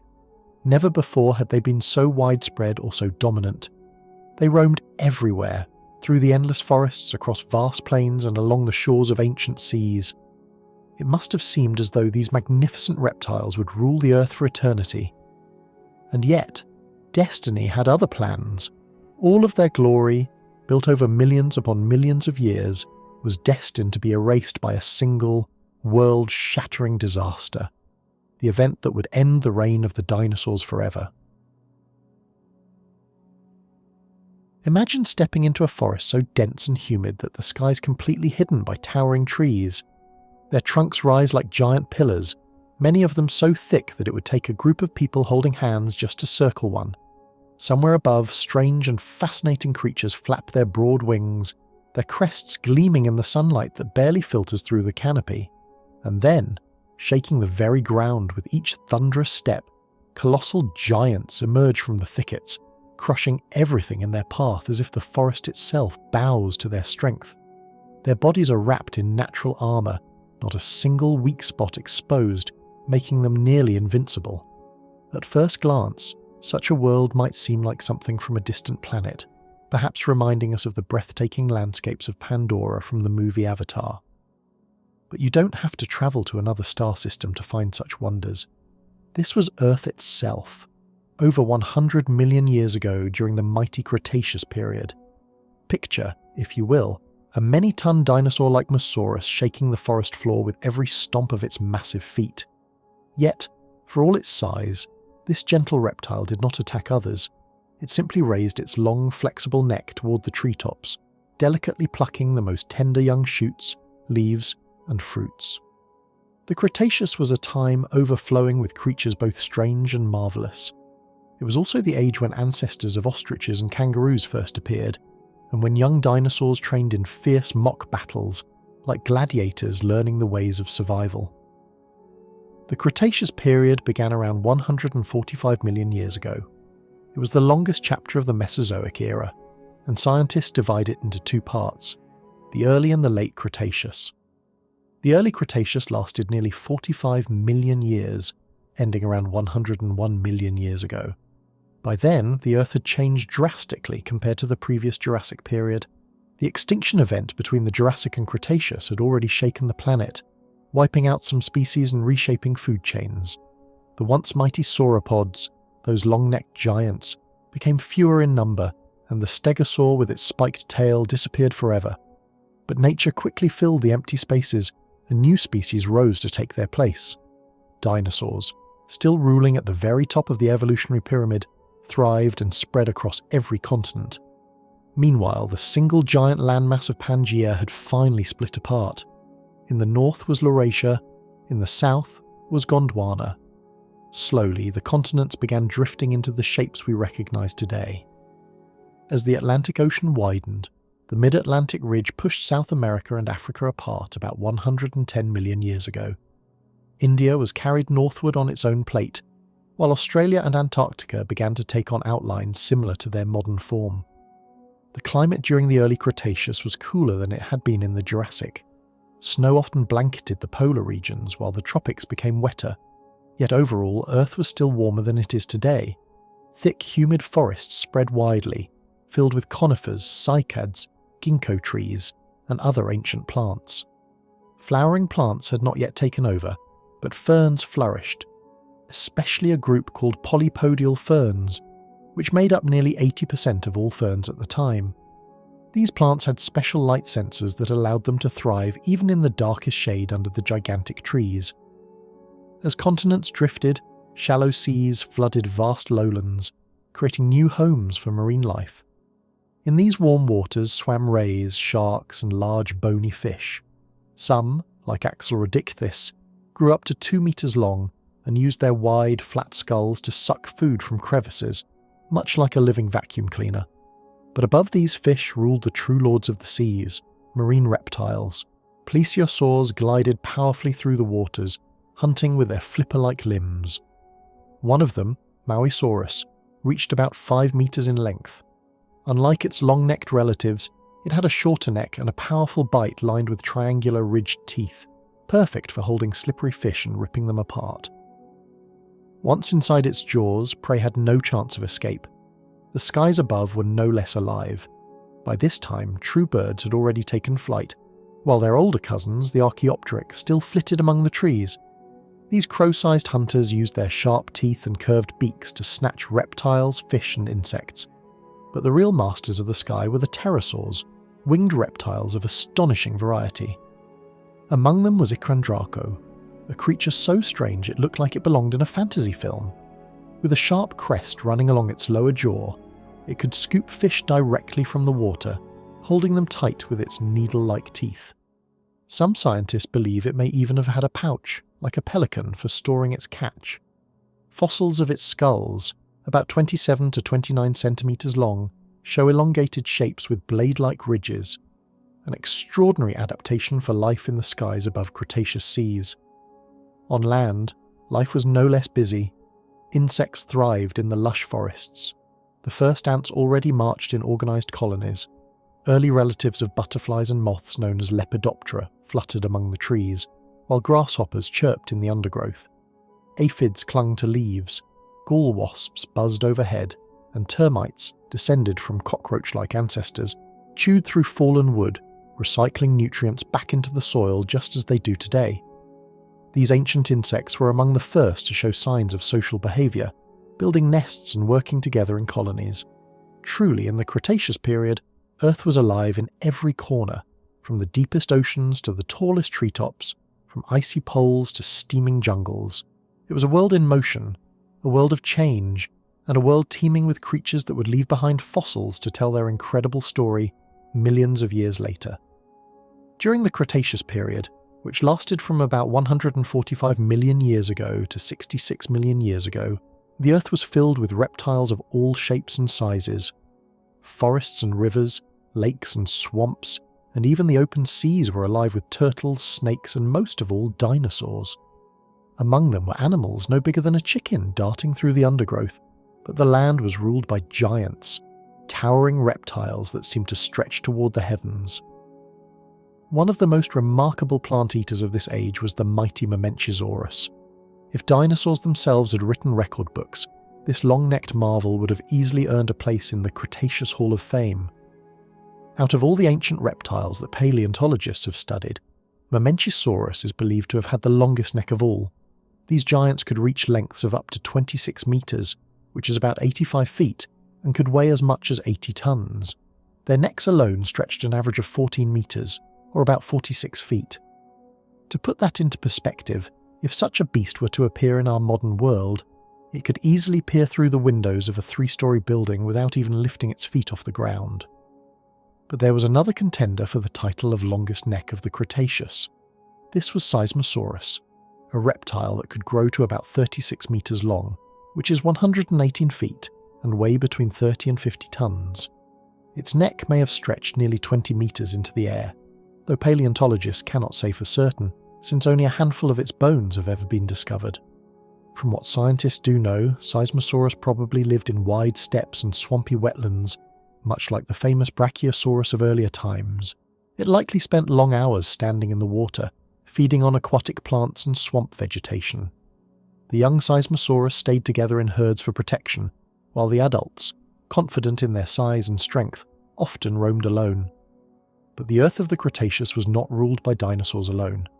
While reptiles were the giants of the age, mammals were quietly evolving in the background. Most were tiny, no bigger than a shrew or a small rat, but some already resembled modern animals. One of the most fascinating was a creature known as Tribosphenida, a little mammal that looked like a miniature kangaroo. Females may have carried their babies in skin folds or pouches on their bellies, just like modern marsupials. Unlike the scaly reptiles around them, their bodies were partly or even fully covered in fur. They already had a modern inner ear structure, which hints at their close connection to today's mammals. To stay safe from hungry dinosaurs and flying predators, these small mammals often dug deep burrows underground, where they could hide and rest. Meanwhile, life in the Cretaceous was a constant struggle for food and survival. In a lush tropical forest near a warm sea lagoon, perhaps somewhere in what is now North America, the battle for life played out every single day. From a distance, one might see strange shapes rising above the water. At first glance, they looked like tree trunks or thick vines swaying in the breeze, but in truth they were the necks of enormous plesiosaurs, such as Elasmosaurus, patiently waiting for prey. The lagoons and seas of this age teemed with fish, mollusks, and other small marine creatures. For the plesiosaurs, food was never scarce. They glided silently through the water, strong swimmers and powerful divers, rarely bothered by other predators. After feasting on fish and shellfish, they often drifted into shallow waters to rest and digest. On land, mammals like Tribosphenida were busy foraging for food, gnawing on cones from conifer trees or nibbling fruits from the newly spreading angiosperms. In the thick fern groves, lizards scuttled about nervously, for they were often prey to flying reptiles such as the Rhamphorhynchus or other pterosaurs. A pterosaur could swoop down in silence, talons outstretched, hoping to snatch a quick meal. Sometimes the lizard escaped into the dense greenery, but eventually the hunters always caught something. The forests were simply too full of life, and towering above them all, the colossal herbivorous dinosaurs like Mamenchisaurus roamed the forests. Their unbelievably long necks, like living ladders, stretched high into the treetops to strip off tender leaves that no other creature could reach. When the trees were bare, they simply moved on to a new forest. These giants preferred to live in herds, for there was safety in numbers. Together they could protect their young from the countless predators that prowled the Cretaceous world. This was life on the banks of lagoons and in the warm forests of the early Cretaceous period, an age of abundance, warm climates, and an explosion of life both great and small. Unlike other periods in Earth's history, the end of the early Cretaceous was not marked by catastrophe. There were no great extinctions, no sudden disasters.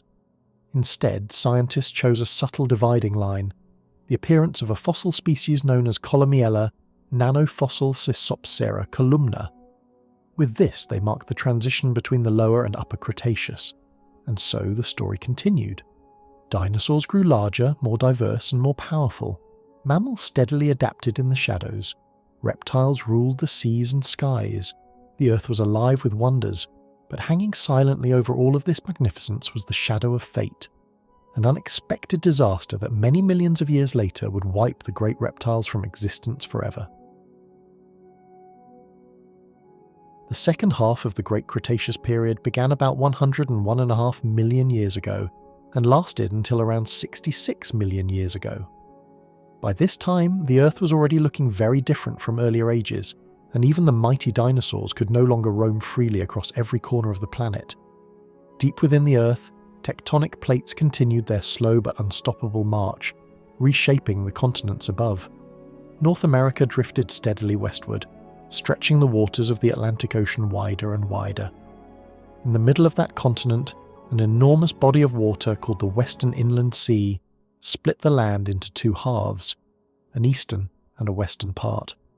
Far to the south, the Indian subcontinent was racing northward, slowly but surely making its way toward Asia, a collision that would not take place until much later.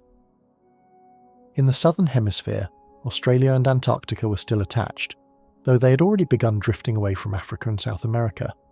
Europe at this stage was not the single landmass we know today, but rather a chain of islands scattered across warm, shallow seas. By the very end of the Cretaceous, the continents had begun to resemble their modern shapes. Africa and South America already had their familiar outlines, though India had not yet slammed into Asia to raise the mighty Himalayas, and Australia still clung tightly to the icy expanse of Antarctica. The climate during this long age was warmer than today. For much of the late Cretaceous, tropical conditions stretched across the equator, while in the north the seasons gradually grew more distinct. Hot summers followed by cold winters. Forests covered much of the land. Near the poles, conifers were common, while in milder regions one could wander through groves of redwoods, willows, magnolias, and even roses. Flowering plants, which had only just appeared earlier in the Cretaceous, now flourished in dazzling diversity, painting the world with colour. Dinosaurs could have walked among magnolia blossoms or beneath rose-covered clearings, though of course they had no idea how beautiful their world was. Thickets of deciduous trees and shrubs, including ancestors of the laurel family, spread across the continents. These hardy plants had a remarkable ability to survive even in poor conditions, shooting up from cracks in stone and enduring harsh environments for years. This incredible vitality allowed their descendants to endure through millions of years right up to our own time. The forests and rivers of the Cretaceous buzzed and crawled with insects, many of them strange enough to astonish a modern human. One of these was the Manipulator modificaputes, sometimes nicknamed a predatory cockroach. Unlike the ordinary cockroaches we know today, this tiny creature was a hunter. It measured only about 4.5 millimeters long, less than the width of a pencil eraser, with long spindly legs, a neck that stretched outward, and a head that could rotate freely. It darted after smaller insects like midges, a miniature predator in a world of giants. Another fearsome insect was the so-called killer fly, belonging to the group known as Burmese pagan flies. These bristly hunters had strong piercing mouthparts, perfect for stabbing and draining their victims. They would wait patiently in ambush and then swoop upon unsuspecting prey in mid-air with deadly precision. While the forests and skies teemed with insects, the seas of the late Cretaceous filled with new and powerful creatures. Modern sharks and stingrays already swam in the oceans, alongside many kinds of bony fish. Coral reefs flourished, sheltering sea urchins and starfish. But the true lords of the seas were the mosasaurs, huge snake-like marine reptiles that replaced the earlier ichthyosaurs and plesiosaurs. Some mosasaurs grew longer than 17 meters, over 50 feet, and prowled the deep ocean waters like living submarines. Their massive jaws and sharp teeth could tear apart prey, which included turtles, plesiosaurs, and even other mosasaurs. Young mosasaurs were so ferocious that they often attacked animals larger than themselves. High above, the skies were alive with winged reptiles, the pterosaurs, alongside the first true birds. Among these flyers, one stood out as a true giant, the Quetzalcoatlus. With a wingspan of about 16 meters, more than 50 feet, it was taller than a two-story house and as large as a small airplane, yet weighed barely 70 kilograms, about 150 pounds. Its neck was long and stiff, its head carried a mysterious crest, and its sharp beak made it a skilled predator. On land, it could run gracefully on 4 limbs like a modern antelope. In the sky, it soared with slow, powerful wing beats, hunting fish, small vertebrates, and even scavenging carcasses when the opportunity arose. On the ground, dinosaurs still ruled. Some were small and quick, others were enormous and heavily armoured. Among the herbivores, one of the most common was the nodosaur. Unlike the towering sauropods of the earlier Jurassic, nodosaurs were shorter and stockier, about 6 meters long, 20 feet, and weighing around 3.5 tons. Their backs were covered with thick, bony plates, forming a living shield that made them nearly invulnerable to predators. With their leaf-shaped teeth, horny beaks, and long muzzles, they quietly grazed on low shrubs and young shoots, secure under their armoured hides. The late Cretaceous, then, was a time of change, a world of blooming flowers, drifting continents, armoured giants, soaring predators, and seas patrolled by monstrous reptiles. It was the last great stage before the curtain fell on the age of dinosaurs forever. Among the great plant-eating dinosaurs of the late Cretaceous period, few were as strange and terrifying as the Rhizinosaurus. Despite mostly feeding on plants, these creatures could easily be mistaken for monsters. They grew to lengths of about 9 to 12 meters, which is nearly as long as a city bus, and they weighed up to 6 tons, about the size of a small truck. They walked upright on 2 thick, powerful legs, while their front limbs were stretched out like enormous arms, reaching more than 3.5 meters in length. What truly set them apart were their claws. These weren't small, ordinary claws, but enormous curved blades almost 1 meter long. Even though the largest claws found by paleontologists were broken and incomplete, scientists estimate their full size would have been nearly as tall as a grown man. With such claws, Therizinosaurus looked like something out of a nightmare, often compared to the terrifying movie character Freddy Krueger. Why did they need such dreadful weapons? Scientists are still debating the answer. Some believe the claws were used for self-defense, giving the animals a chance to fight off much larger and more aggressive predators, even the mighty Tyrannosaurus Rex. Others think they used them in battles for territory, or during fierce duels with rivals of their own kind. Another possibility is more peaceful. The claws may have helped them pull down branches heavy with tender leaves, bringing food closer to their mouths. Evidence also suggests they sometimes ate insects, ripping apart nests of ants or termites. A few researchers have even suggested that Therizinosaurus might have used its claws to hook onto tree branches, hanging lazily like modern sloths. Whatever the truth, these mega-clawed dinosaurs had a place among the strangest and most fearsome creatures of their time. Yet they were not the only bizarre giants of the Cretaceous world. Enter the Hadrosaurus, also known as the duck-billed dinosaur. These enormous reptiles reached lengths of more than 7.5 meters, about 25 feet, and could weigh as much as 8 tons. Their bodies looked like something stitched together from different animals. They had wide, flat noses shaped like a duck's bill, hooves on their front limbs, and on their heads sat a hollow crest that resembled a helmet.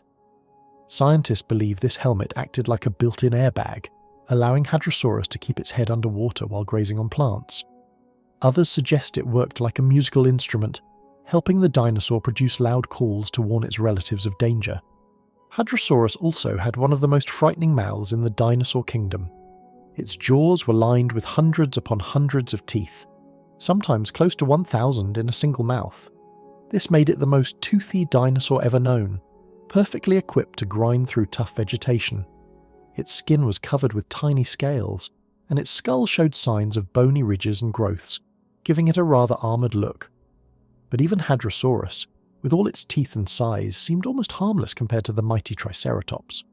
These horned reptiles were true giants of their age, stretching up to 8 meters in length, about 26 feet, and weighing close to 9 tons. Their heads were extraordinary, making up nearly 1/3 of their entire body length. The largest skull ever discovered measured around 2.5 meters, longer than most people are tall, and remains one of the biggest skulls of any land animal ever found.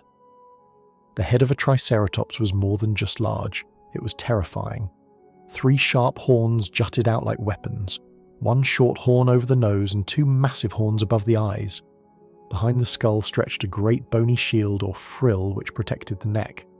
For a long time, scientists thought these horns and frills were purely for defense against predators. However, modern research suggests they were also used in courtship rituals and in combat with rivals, much like how modern deer lock antlers or mountain goats clash with their horns. The Triceratops' skin added even more to its fearsome appearance.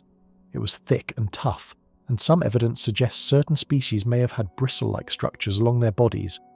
Yet even with their horns, armour and massive size, Triceratops were not invincible. Fossil evidence shows that Tyrannosaurus rex often attacked them. Paleontologists have discovered Triceratops skulls with deep bite marks on the horns and frills, and even severed heads showing clear signs of T-Rex teeth. It seems that the horned giants and the Tyrant King engaged in battles straight out of prehistory's fiercest legends. But not all deadly dinosaurs were giants. The smaller, swift and cunning velociraptors proved that size was not always necessary for danger. Their very name means swift thief, and they lived up to it. The largest adult specimens grew just over 2 meters long, around 7 feet, and weighed no more than 15 kilograms, roughly the size of a medium-sized dog. Yet what they lacked in size, they made up for in speed, intelligence, and weaponry. Each side of their jaws was filled with 26 to 28 razor-sharp teeth, perfectly spaced for slicing flesh. Even more frightening was the sickle-shaped claw on each of their hind feet, which could grow longer than 6 centimeters. This claw was their main weapon, used to grip, slash, and tear into struggling prey. Though small, packs of velociraptors could bring down animals much larger than themselves, proving that even in a world of giants, cunning and teamwork could be just as deadly as size and strength. In the late Cretaceous period, mammals were far less impressive compared to the fascinating reptiles that ruled the land. They seemed small, plain, and unremarkable, often resembling modern-day mice in both size and appearance. Yet, even among these modest creatures, there were some extraordinary surprises. One such animal was Copio, a mammal with long, sharp front teeth. Paleontologists believe it may have looked like the strange saber-toothed squirrel from the Ice Age movies. Even though Earth was full of food of every kind, plants, insects and small prey, life was not easy for these little mammals. Every single day they had to struggle for survival, racing after food while also defending themselves from becoming food for others. Life was a constant battle under the blazing Cretaceous sun. Among the reptiles there was Struthiomimus, whose name means ostrich imitator, and indeed it really did look like a modern ostrich. This dinosaur reached about 4 meters long, more than 14 feet, and weighed around 150 kilograms, or about 330 pounds. Its appearance was both beautiful and strange. It had large, bright eyes, yet its jaws were toothless and a little unpleasant to look at. Its arms were long and thin, with 3 fingers that were nearly equal in length, each tipped with slightly curved claws. These claws may have helped Struthiomimus catch fish and insects, though it mostly ate plants. Despite its herbivorous diet, Struthiomimus was constantly hunted by Cretaceous predators. Still, it was far from helpless. With extremely strong hind legs and a short, stiff tail, it could balance perfectly while running and turning. Scientists believe Struthiomimus could sprint at speeds of 50 to 80 kilometers per hour, about 30 to 50 miles per hour, making it one of the fastest creatures of its time. But no dinosaur was more heavily armoured than Ankylosaurus, the living fortress of the Cretaceous. These massive reptiles were covered head to tail in bony plates and spikes. Larger plates alternated with smaller ones, creating a solid shell that protected even the skull and lower jaw. This armor was not used for attack. Ankylosaurus was a gentle plant eater, but it made them nearly invincible against predators.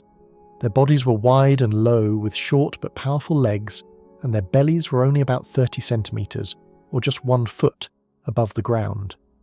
They had small triangular teeth and a long, flexible tongue, which allowed them to chew leaves while still breathing. With this adaptation, they could eat up to 1 ton of vegetation every single day, feeding mostly on plants growing close to the ground such as ferns, cycads, and early flowering plants. Even the mighty tyrannosaurs were cautious when encountering herds of these walking tanks. Speaking of tyrannosaurs, by the late Cretaceous, they were the undisputed rulers among carnivorous dinosaurs. Tyrannosaurus rex had extraordinary eyesight and a sense of smell, along with enormous jaws filled with sharp teeth. A fully grown T-Rex could weigh up to 7 tons, supported by massive muscles that made it one of the most powerful predators Earth has ever seen. Scientists even suggest that young tyrannosaurs trained for battle in their youth, almost like prehistoric fight clubs. They would bite one another with frightening force, not to kill, but to practice their hunting skills. Evidence for this comes from skulls scarred with tooth marks that healed over time. Unlike some other dinosaurs, T-Rex preferred to hunt alone, and few creatures in the world could face it head-on. In earlier times, however, one rival did exist: the terrifying Kronosaurus. These giant marine reptiles, which lived in the early Cretaceous, could reach 8 meters in length, over 26 feet, and weigh more than a ton. With huge dagger-shaped teeth, they dominated the seas. On land, T-Rex eventually replaced them as the ultimate predator, spreading across the continents. Scientists estimate that during their entire existence, as many as 2.5 billion tyrannosaurs may have lived on Earth over a span of about 2.5 million years. The oceans, however, were home to other spectacular creatures, such as the Elasmosaurus, a type of plesiosaur with a neck so long it contained between 32 and 76 vertebrae. On average, Elasmosaurus reached 6 meters in length, about 20 feet, and weighed several tons.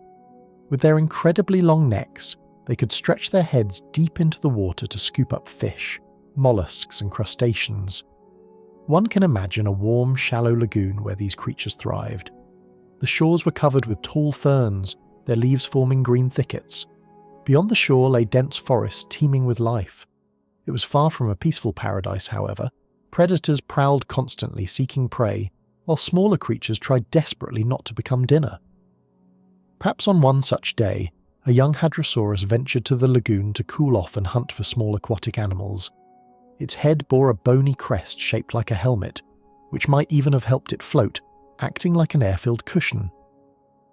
With powerful limbs and the ability to swim, it navigated the dangerous waters, surrounded by creatures that fought every day for survival.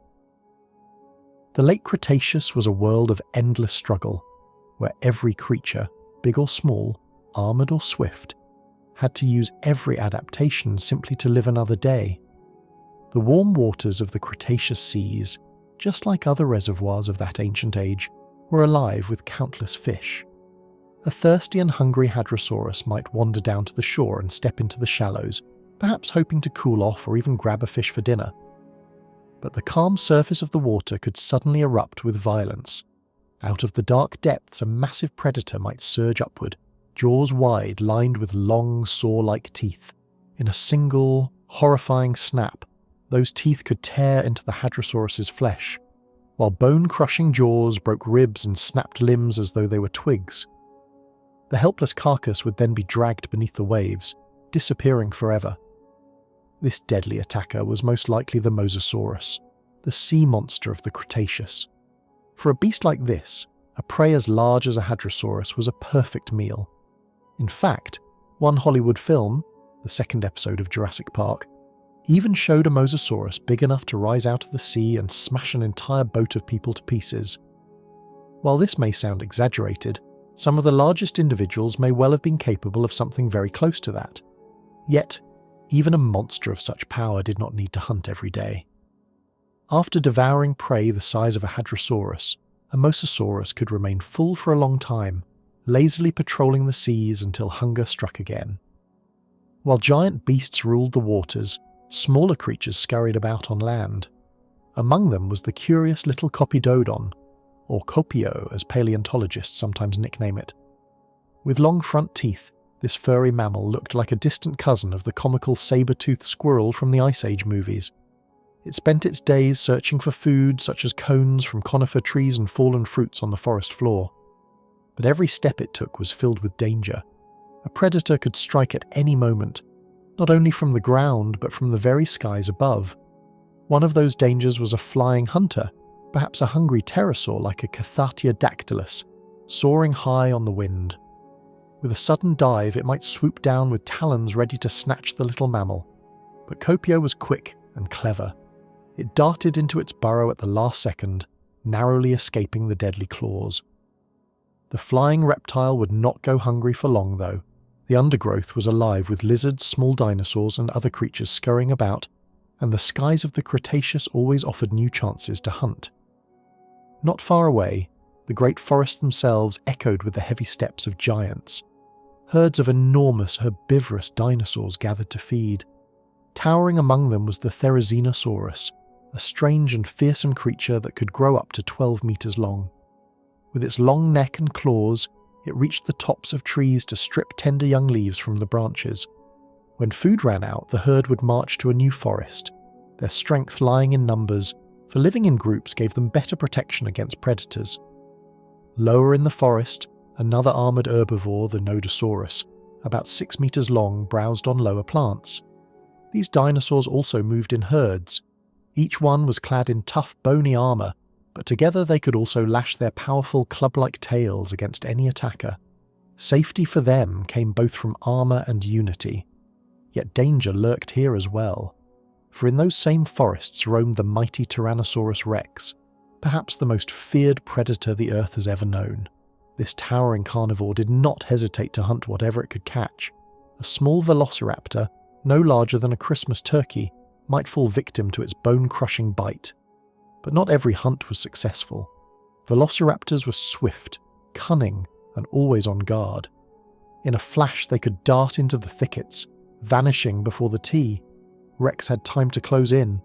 Still, hunger always drove the king of the dinosaurs to find prey, and sooner or later, something slower and less fortunate would meet its fate. But what if the Tyrannosaurus crossed paths with a giant rival, like an 8-meter-long Triceratops? With its 3 deadly horns and massive frill protecting its neck, the Triceratops was no easy meal. Many predators might have backed away at the sight of such a dangerous opponent, but not the T-Rex. Fierce and fearless, it could dart and strike with surprising speed, avoiding the horns to sink its teeth into thick flesh. Should it win such a battle, the feast would last for days. Once full, the Tyrannosaurus would retreat deep into the forest to rest, while smaller scavengers, velociraptors and other little dinosaurs, would gather round to strip the carcass of every last scrap. Such was life on the shores of the Cretaceous lagoons, a world of beauty, danger, and endless struggle. Even though food was abundant, every creature lived in constant battle, not just for life, but often to the death. And yet, despite this chaos, no species completely dominated. Instead, the balance of life continued, and the numbers of dinosaurs only grew. According to the findings of paleontologists, both the variety of species and their populations expanded right up to the very end of the Cretaceous period. But none of them, not the swift velociraptor, not the mighty Triceratops, and not even the great Tyrannosaurus rex, could have foreseen the catastrophe that awaited them. Their end would not come from tooth or claw, but from the heavens. A single asteroid, as large as a mountain, struck the Earth with unimaginable force. The impact darkened the skies, burned the forests, poisoned the seas, and wiped out most of the living things on the planet. And yet, the killer from the sky did not erase life completely. Tiny, unnoticed mammals, hiding in burrows deep underground, endured the apocalypse. When the giant reptiles vanished, these humble survivors emerged into a quieter world. Free at last from the shadow of dinosaurs, they spread, multiplied, and slowly rose to dominance.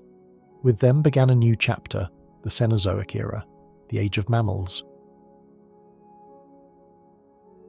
The Triassic period stretched across about 51 million years, It began roughly 251.9 million years ago, right after the terrible Permian Triassic extinction, and it ended around 201.3 million years ago when the Jurassic Period began. This was a turning point in Earth's history, the end of the ancient Paleozoic era and the rise of ecosystems that would shape the modern world. At the very start of the Triassic, life was fragile. The seas had just lost most of their creatures, but little by little new life emerged. Corals appeared again, although in the early Triassic they were small and weak compared to the large coral reefs of today. They clung together in patches, desperately trying to survive. Among the animals that barely scraped through the catastrophe were the ammonites, spiral-shelled mollusks. Out of countless species, only one managed to survive, but from that lonely survivor, a great burst of new species arose. Their coiled shells, so carefully shaped, followed the golden ratio, the mysterious mathematical rule of beauty found throughout nature. People in later ages, especially in medieval Europe, were fascinated by these fossil shells. They believed ammonites were snake stones, the coiled remains of serpents, and even thought they carried magical healing powers.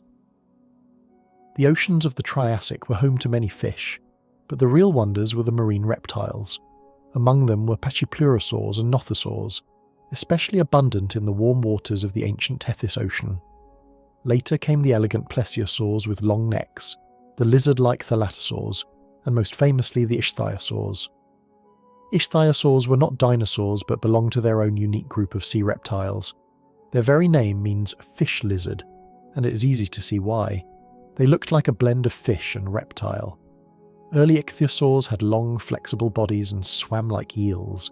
As time passed, they evolved into sleek, powerful forms shaped like modern tuna or mackerel, perfect for speed. Some resembled dolphins not only in looks but also in behaviour, since they gave birth to live young instead of laying eggs. Despite living entirely in the ocean, they still had to come up for air. The size of ichthyosaurs varied. Most were between 2 and 4 meters long, but some became true giants. The Shonosaurus grew up to 15 meters, while the enormous Shastasaurus stretched an astonishing 21 meters, longer than a modern school bus. Incredibly, studies in recent years have shown that ichthyosaurs were even warm-blooded, allowing them to move quickly in the seas regardless of water temperature. But the Triassic was not only an age of growth, it was also an age of endings. The period had begun with the greatest extinction in Earth's history, and it closed with another major crisis, the End-Triassic extinction. Oceans were hit hardest. Nearly all the great marine reptiles vanished, except for a few survivors such as some species of plesiosaurs and ichthyosaurs. Entire groups of sea creatures, like the strange conodonts, disappeared forever. It is estimated that between 23 and 34% of marine life was wiped out, and about 76% of all species on land and sea vanished. What caused this disaster remains debated. Some scientists believe that colossal volcanic eruptions about 200 million years ago released enormous amounts of carbon dioxide, warming the planet and turning oceans acidic. Others suspect that a giant asteroid or comet impact played a role, pointing to the massive Manicouagan crater in Quebec, which dates back to the late Triassic. Whatever the cause, the extinction emptied the Earth's ecosystems, leaving room for new creatures to rise. And rise they did. Dinosaurs, which had appeared quietly during the late Triassic, suddenly flourished. With their competitors gone, they took over the land, seas and skies, beginning a rule that would last for the next 135 million years. The Jurassic Period, which followed from about 199 million to 145 million years ago, brought great changes. The giant supercontinent Pangaea began to split apart into the northern landmass Laurasia and the southern Gondwana. The climate turned warm and humid, filling the world with lush forests and thriving life.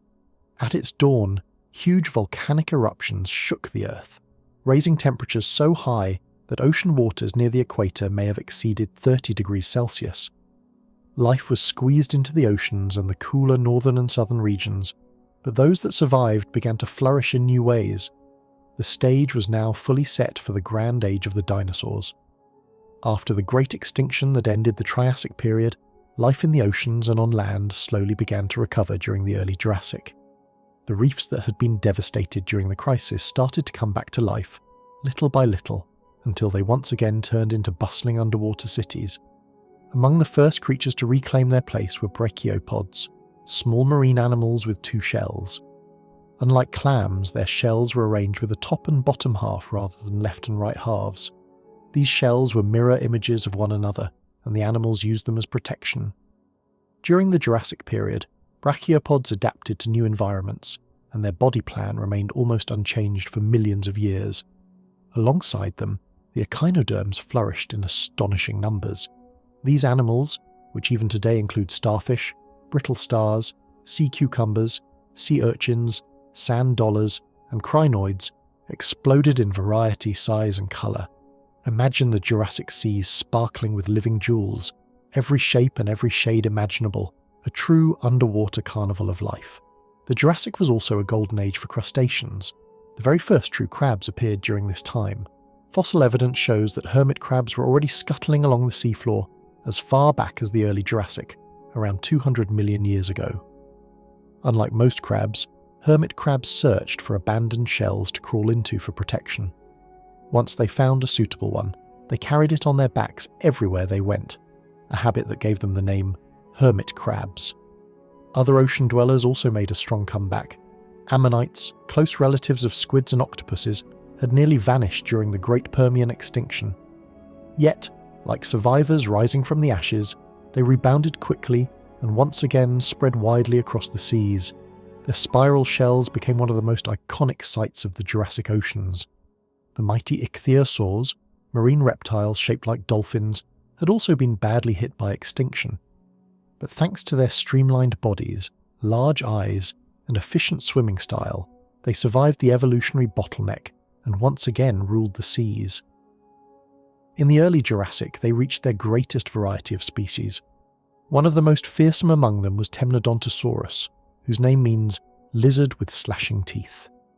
This predator grew to enormous lengths of 9 to 12 meters, almost the size of a city bus. Its jaws were lined with sharp teeth, and its eyes could reach 25 centimeters across, larger than a dinner plate. To the smaller sea creatures of that time, Temnodontosaurus must have been a monster from the deep. Another unusual ichthyosaur was Uranosaurus, which had an upper jaw stretched out far longer than the lower one, resembling the beak of a swordfish. With this weapon-like snout, lined with sharp teeth, it could slash into schools of fish and snatch them from behind. But ichthyosaurs did not have the oceans all to themselves. Their rivals were the plesiosaurs, marine reptiles with long necks, broad bodies, and powerful flippers.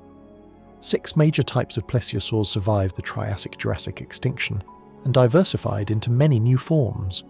Most fed on mollusks and fish, though the largest individuals occasionally hunted sharks or even other plesiosaurs. Yet, despite being predators, they were not always safe. Jurassic seas swarmed with sharks that sometimes turned the tables on them.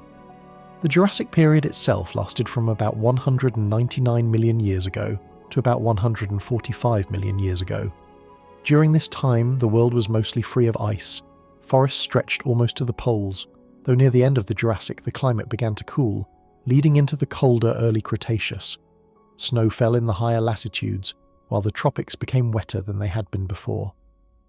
In the seas, however, life continued to thrive much as it had during the Jurassic. Ichthyosaurs flourished for most of the Cretaceous, but disappeared toward the end, possibly due to what scientists call an anoxic event, a time when the levels of oxygen in the oceans and atmosphere dropped suddenly, causing widespread die-offs. Their place as the top predators of the seas was soon taken by the mosasaurs, powerful marine reptiles related to modern monitor lizards. These creatures breathed air, swam with strong tails, and prowled the warm, shallow inland seas of the late Cretaceous. Some species reached colossal lengths of 13 to 17 meters. Sleek, fast, and deadly, mosasaurs became the new rulers of the oceans. On land and water, other extraordinary reptiles appeared. Among them was Spinosaurus, one of the most spectacular carnivorous dinosaurs to ever live. The largest Spinosaurus individuals may have stretched between 12 and 16 meters long and weighed up to 12 tons or more. Unlike most other giant predators, Spinosaurus was well adapted to an amphibious life. It had webbed feet, a long crocodile-like snout, and a tail shaped like a paddle, making it an excellent swimmer.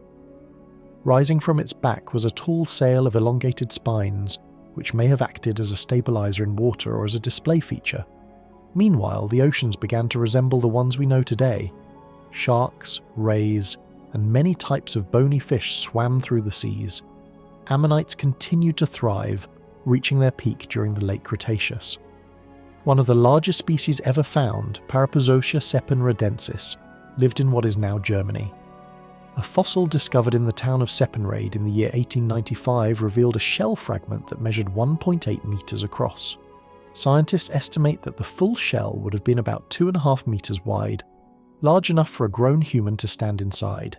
Today, this fossil can still be seen at the Westphalian Museum of Natural History in Western Germany. About 66 million years ago, Earth stood at the very edge of a great turning point, the closing chapter of the Cretaceous Period, the final stage of the mighty Mesozoic Era. By this time, the colossal supercontinent Pangaea, which had once bound nearly all the land on Earth together, had almost completely broken apart.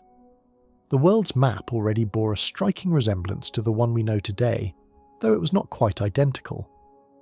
By the end of the Cretaceous, the continents of South America and North America had finally drifted apart. Africa, Australia, and Greenland already carried outlines familiar to us now. Europe and Asia, however, were still in the process of taking shape. Their coastlines were rough sketches, not the polished outlines we see on modern maps. Across the globe, the crust of Earth was alive with motion. Mountain ranges were rising dramatically. The rugged peaks of Siberia and Mongolia, the young Andes of South America, and the long ridges of the Cordilleras in North America. The planet's face was changing, as if sculpted by the slow but relentless hand of geological time. The Cretaceous period itself was extraordinary. Lasting nearly 79 million years, it was the longest stretch of the Mesozoic era. During this vast span of time, Earth's climate shifted more than once. In the earlier stages, warmth and humidity ruled, but by the closing chapters, the world began to cool. Ice caps even formed at the poles for the first time in millions of years. Winters grew more severe. In some places, temperatures dropped to below -10 degrees Celsius, and in what is now Alaska, the biting cold plunged as low as -45 degrees Celsius. Still, compared to today, the planet remained warmer overall, wrapped in lush greenery. Forests thrived everywhere. Conifers, ginkgos, and ancient tree families still stood tall, but new plants were joining them, flowering plants, which burst onto the scene like colourful fireworks of evolution. Walnut, ash, and beech trees, much like the ones that still line our forests today, spread their roots. The fallen leaves enriched the soil, making it fertile ground for new kinds of grasses and herbs. The arrival of flowering plants also gave rise to the buzzing world of insects. Bees and butterflies fluttered among blossoms, spreading pollen, while flowers began producing seeded fruits that fed countless species. This new abundance of food helped herbivorous dinosaurs to diversify, and it also nourished the earliest mammals, who were waiting in the shadows of giants. These mammals were still small compared to what would come millions of years later, but some were already remarkable. In Argentina, paleontologists discovered the fossilized skull of a creature only about 20 centimeters long. This sharp-toothed animal, Chronodentia cutus, has often been nicknamed the saber-toothed squirrel because of its narrow snout and elongated fangs. It most likely survived on insects. Far away in Madagascar, the remains of a strange giant marmot-like herbivore were found. This animal, weighing 9 kilograms, 3 times heavier than a modern marmot, had bony crests on its skull for protection, and a keen sense of smell to find food. And then there was the true giant among mammals of the Cretaceous, Rapenomamus. This predator, roughly 1 meter long and weighing between 12 and 14 kilograms, looked something like a mix between a Tasmanian devil and a stout dog. Unlike most mammals of its time, it hunted actively, even preying on small dinosaurs and their vulnerable hatchlings. But towering above them all were the dinosaurs, the undisputed rulers of the Mesozoic world. Their variety was astonishing. The smallest known species, Ulodantavis, had a head no longer than 14 millimeters, beak included. Judging from this, the creature could not have been larger than a modern hummingbird. On the opposite end of the scale were the giants. Alamosaurus, one of the largest creatures ever to walk the earth, reached an incredible height of nearly 29 meters, weighed about 38 tons, and carried a tail stretching 12 meters behind it like a whip. Only 5 hours before the cataclysm that would change life forever, herds of Alamosaurus roamed across the Yucatan Peninsula. These colossal herbivores were peaceful wanderers, but their enormous size required enormous meals. Each day, a single adult could consume nearly a ton of vegetation. In just a few days, they could strip a forest bare, which forced them to keep moving, always in search of fresh greenery. At the same time, across the floodplains of what is now Mongolia and northern China, a middle-aged Tarbosaurus prowled. This predator was a cousin of the more famous Tyrannosaurus rex. At 14 meters long, Tarbosaurus was one of the largest carnivores of its age. It strode on powerful hind legs, while its tiny two-fingered arms, though comically small compared to its massive body, were still sharp tools, equipped with claws for gripping prey. But its deadliest weapons were its jaws, lined with nearly 60 dagger-like teeth, each as long as 8.5 centimeters. On this day, the Tarbosaurus set out to hunt in the floodplain, where thirsty animals often gathered. Success was almost guaranteed. 3 hours before impact in North America, a sturdy Pachycephalosaurus was busy searching for food. This creature, about 4.5 meters long and weighing 450 kilograms, looked like a reptilian battering ram. Its skull was topped with a dome of bone 25 centimeters thick, strong enough to endure fierce clashes with rivals. Short spikes jutted from the back of its head, giving it a fierce, armoured look. Though mainly a plant eater, it wasn't picky. It chewed leaves, seeds and fruits, but also snapped up small lizards, amphibians and even young dinosaurs. On that day, it wandered toward the ocean shore, where forests provided seeds and where coastal lagoons offered ammonite shells and small prey. Meanwhile, in the western lands of North America, a mother Ankylosaurus guided her 4 hatchlings through the forest. She looked like a living fortress. Her enormous body, nearly the size of a rhinoceros or even a small elephant, was shielded with bony armor plates. At the tip of her tail swung a massive club, a weapon strong enough to shatter the bones of any predator that dared attack. Yet despite her terrifying appearance, Ankylosaurus was gentle at heart, feeding only on plants. Her club was meant not for conquest, but for defense, protecting herself and, on this day, the tiny lives following in her footsteps. The family disappeared into the thick woods near the newly formed Rocky Mountains, safe under the shadow of their mother's mighty tail. Meanwhile, far away in North America, young dinosaurs were facing a brutal drama of their own, completely unaware of the cosmic disaster that was racing toward them. Hundreds of kilometers from the site of the approaching asteroid, a careless Carnotaurus wandered into the territory of a Tyrannosaurus rex. The intruder did not notice the true master of the land until it was far too late. Now, under normal circumstances, Carnotaurus could outrun a T-Rex with ease. It could sprint at a speed of nearly 50 kilometers per hour, while its massive rival could only manage about 40. But this time, speed was useless. The Tyrannosaurus had already caught the scent of the intruder long before seeing it. Its sense of smell was among the sharpest of any dinosaur, and its eyesight was so precise that even a hawk would envy it. Unlike many other reptiles, the T-Rex had binocular vision. Both eyes worked together to form a single image, allowing it to calculate distances perfectly. When the great predator finally appeared, it did not hesitate. It lunged at the Carnotaurus with all the fury of a beast defending its territory and claiming a meal at the same time. You see, Tyrannosaurus rex never ignored the chance to feast on fresh flesh, even if that flesh belonged to another predator. The odds of survival for Carnotaurus was slim. Almost everyone who might have watched such a battle would have placed their bets on the T-Rex without a second thought. The difference in power between the two dinosaurs was overwhelming. Tyrannosaurus could weigh as much as 6.5 tons, nearly 5 tons heavier than the lighter Carnotaurus. Its muscles were far thicker, its bite immensely stronger, and its jaws were like living traps. Even the horn-like crests above Carnotaurus's eyes were useless against those bone-crushing teeth. In moments, the T-Rex tore its rival apart and began to feed. It was a lucky meal indeed, for Tyrannosaurus rex required enormous amounts of food each day. Some scientists believe it may have eaten over 100 kilograms of meat daily. That is about the same as devouring 3 or 4 adult lions every single day. Busy with its feast, the dinosaur never noticed the strange glow spreading across the sky. The countdown had begun. 10 minutes remained until disaster. A massive asteroid was racing toward Earth. Within moments, it would wipe out nearly 3/4 of all living creatures and bring an end to the reign of the dinosaurs. In the year 1980, scientists first suggested that an asteroid impact might have caused the catastrophe. They had found unusual layers of clay, 66 million years old, rich in iridium, a rare element on Earth but common in space rocks.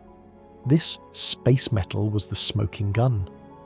A decade later, researchers confirmed the exact site of the impact, a colossal crater about 180 kilometers wide in the Yucatan Peninsula. They named it Chicxulub. The age of the crater matched perfectly with the mass extinction event. Even more proof came later when over 25,000 fossilized animal fragments were discovered in quarries in New Jersey. All those creatures had perished on the very same day at the end of the Cretaceous. Now the countdown was at 2 minutes. The asteroid itself was about 10 kilometers across and weighed several trillion tons. As it plunged through Earth's atmosphere at nearly 20 kilometers per second, gravity pulled it faster and faster. Each kilometer of air it smashed through was compressed like a piston, heating the rock to tens of thousands of degrees Celsius. The fireball was brighter than the sun itself. At that very moment, our Tyrannosaurus paused from its meal and looked up. The burning light blinded it instantly, searing its eyes even through closed lids. The heat scorched its skin and ignited trees and grass nearby. Then, just as suddenly, the blazing rock disappeared over the horizon. For a moment, everything was still. The asteroid struck the shallow waters of the Gulf of Mexico, near the northern coast of the Yucatan Peninsula.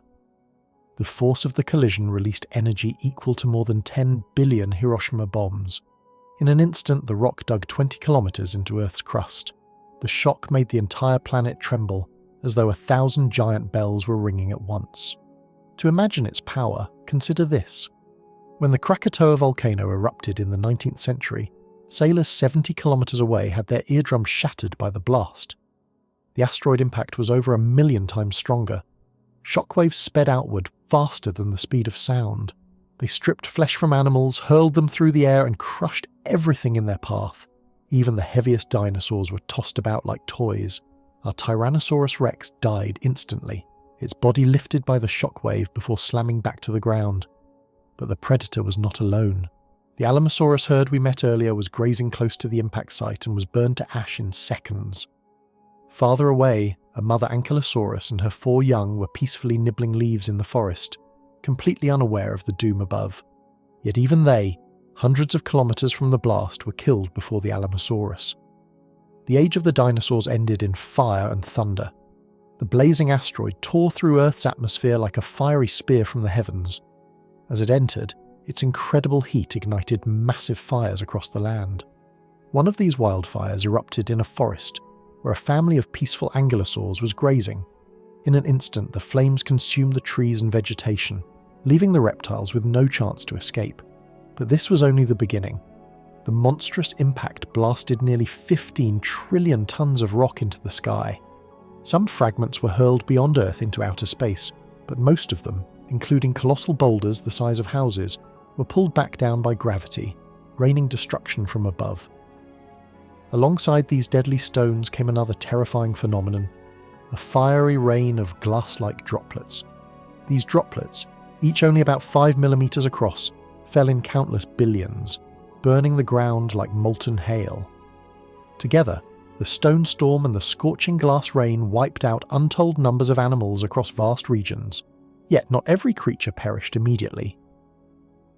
The mighty Pilosaurus, who was hunting fish near the North American shoreline, managed to survive the falling boulders and blazing fires. For a moment it seemed fortunate, but its fate was sealed soon after. The asteroid had displaced so much water that a monstrous wave began to rise from the ocean. This was no ordinary wave, but a towering tsunami, 100 meters high. To imagine its magnitude, one might think of the tsunami that struck Japan in the year 2011. That disaster unleashed waves only 10 meters high, yet it devastated an entire island nation. By comparison, the asteroid-driven tsunami was 10 times taller and carried far greater fury. This wall of water surged inland for thousands of kilometers, drowning nearly the entire area that would one day become the United States of America. Evidence of these waves has even been discovered in the modern region of North Dakota, far from any coastline.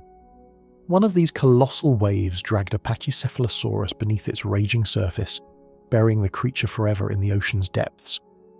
Meanwhile, far away in what is now Mongolia, 15,000 kilometers from the explosion site, an elderly Tarbosaurus stalked the forests in search of prey. Here, hundreds of species of dinosaurs still roamed among the trees, unaware that doom was racing toward them. The asteroid's impact had triggered a chain of cataclysms. Earth itself began to tremble with earthquakes that reached magnitudes of 11.2, nearly 50 times stronger than the most powerful quake ever known to humans. For comparison, the Great Chilean Earthquake of 1960, which measured 9.5, was already one of the deadliest disasters in recorded history. Yet the asteroid's shockwaves unleashed 30 times more energy for every single step up the scale. The planet shook so violently that countless volcanoes awoke at once. They erupted furiously, spewing about 70 billion tons of ash, soot, pulverized stone, and deadly gases into the sky. These materials fell back into the atmosphere, where their friction with the air created searing heat. Soon, a blazing cloud of dust and fire swept across the world at terrifying speeds of 18,000 kilometers per hour. When it reached Mongolia, the ground temperature soared to 150 degrees Celsius. Within just 90 minutes after the impact, nearly all life on the surface perished, almost all because a few lucky survivors, including the Tarbosaurus and some smaller creatures, managed to crawl into underground caves. There they waited in the suffocating darkness until the burning cloud passed. When at last the air began to cool, a new horror arrived: acid rain. For weeks, sulfuric acid poured from the skies, formed by hundreds of billions of tons of sulfur compounds blasted into the atmosphere. This poisoned the soil, the lakes, and the rivers, turning the world into a toxic wasteland. Above them, a thick blanket of dust, ash, and soot wrapped the planet like a coffin, blocking out the light of the sun. Even at midday, the sky was as dark as night. Temperatures plunged by almost 30 degrees Celsius, and an impact winter gripped the Earth. When hunger and thirst finally forced the Tarbosaurus and others out of their caves, they entered a world that was unrecognizable. Cold, barren, and silent, it was a graveyard of what had once been a flourishing paradise. Only fungi, mold, and small burrowing creatures managed to survive. There was no food left for the giant reptiles. The Tarbosaurus itself eventually starved to death. It may even have been one of the very last dinosaurs on Earth. Still, some paleontologists believe that a few buried dinosaur eggs might have remained intact for a short while. If so, tiny hatchlings could have emerged here and there, struggling to survive in the desolate world. But hunger, cold, and disease soon brought their story to a final close. Thus ended the reign of the dinosaurs, a dynasty that had ruled Earth for more than 160 million years. What followed was the dawn of a new age, the Cenozoic Era. Slowly over decades, the clouds of dust and ash cleared. Sunlight and warmth returned, and nature began to heal. The first to rise from the ruins were ancient plants like giant horsetails and ferns, soon followed by flowering plants and grasses. Then came the animals who had lived in the shadows of the dinosaurs, mammals. Some had hidden underground, others had survived in trees. They were small, adaptable, needed little food, and reproduced quickly. These qualities gave them an enormous advantage in this reborn world. From these survivors, evolution crafted the creatures that would one day dominate the planet. Among them, after millions of years, appeared humans, Homo sapiens. Today, humanity rules the Earth. But even so, we have not yet matched the dinosaurs' record of 160 million years of dominance. We have only held the world for a few million years. Whether we will endure as long as the ancient lizards once did, only time itself will tell.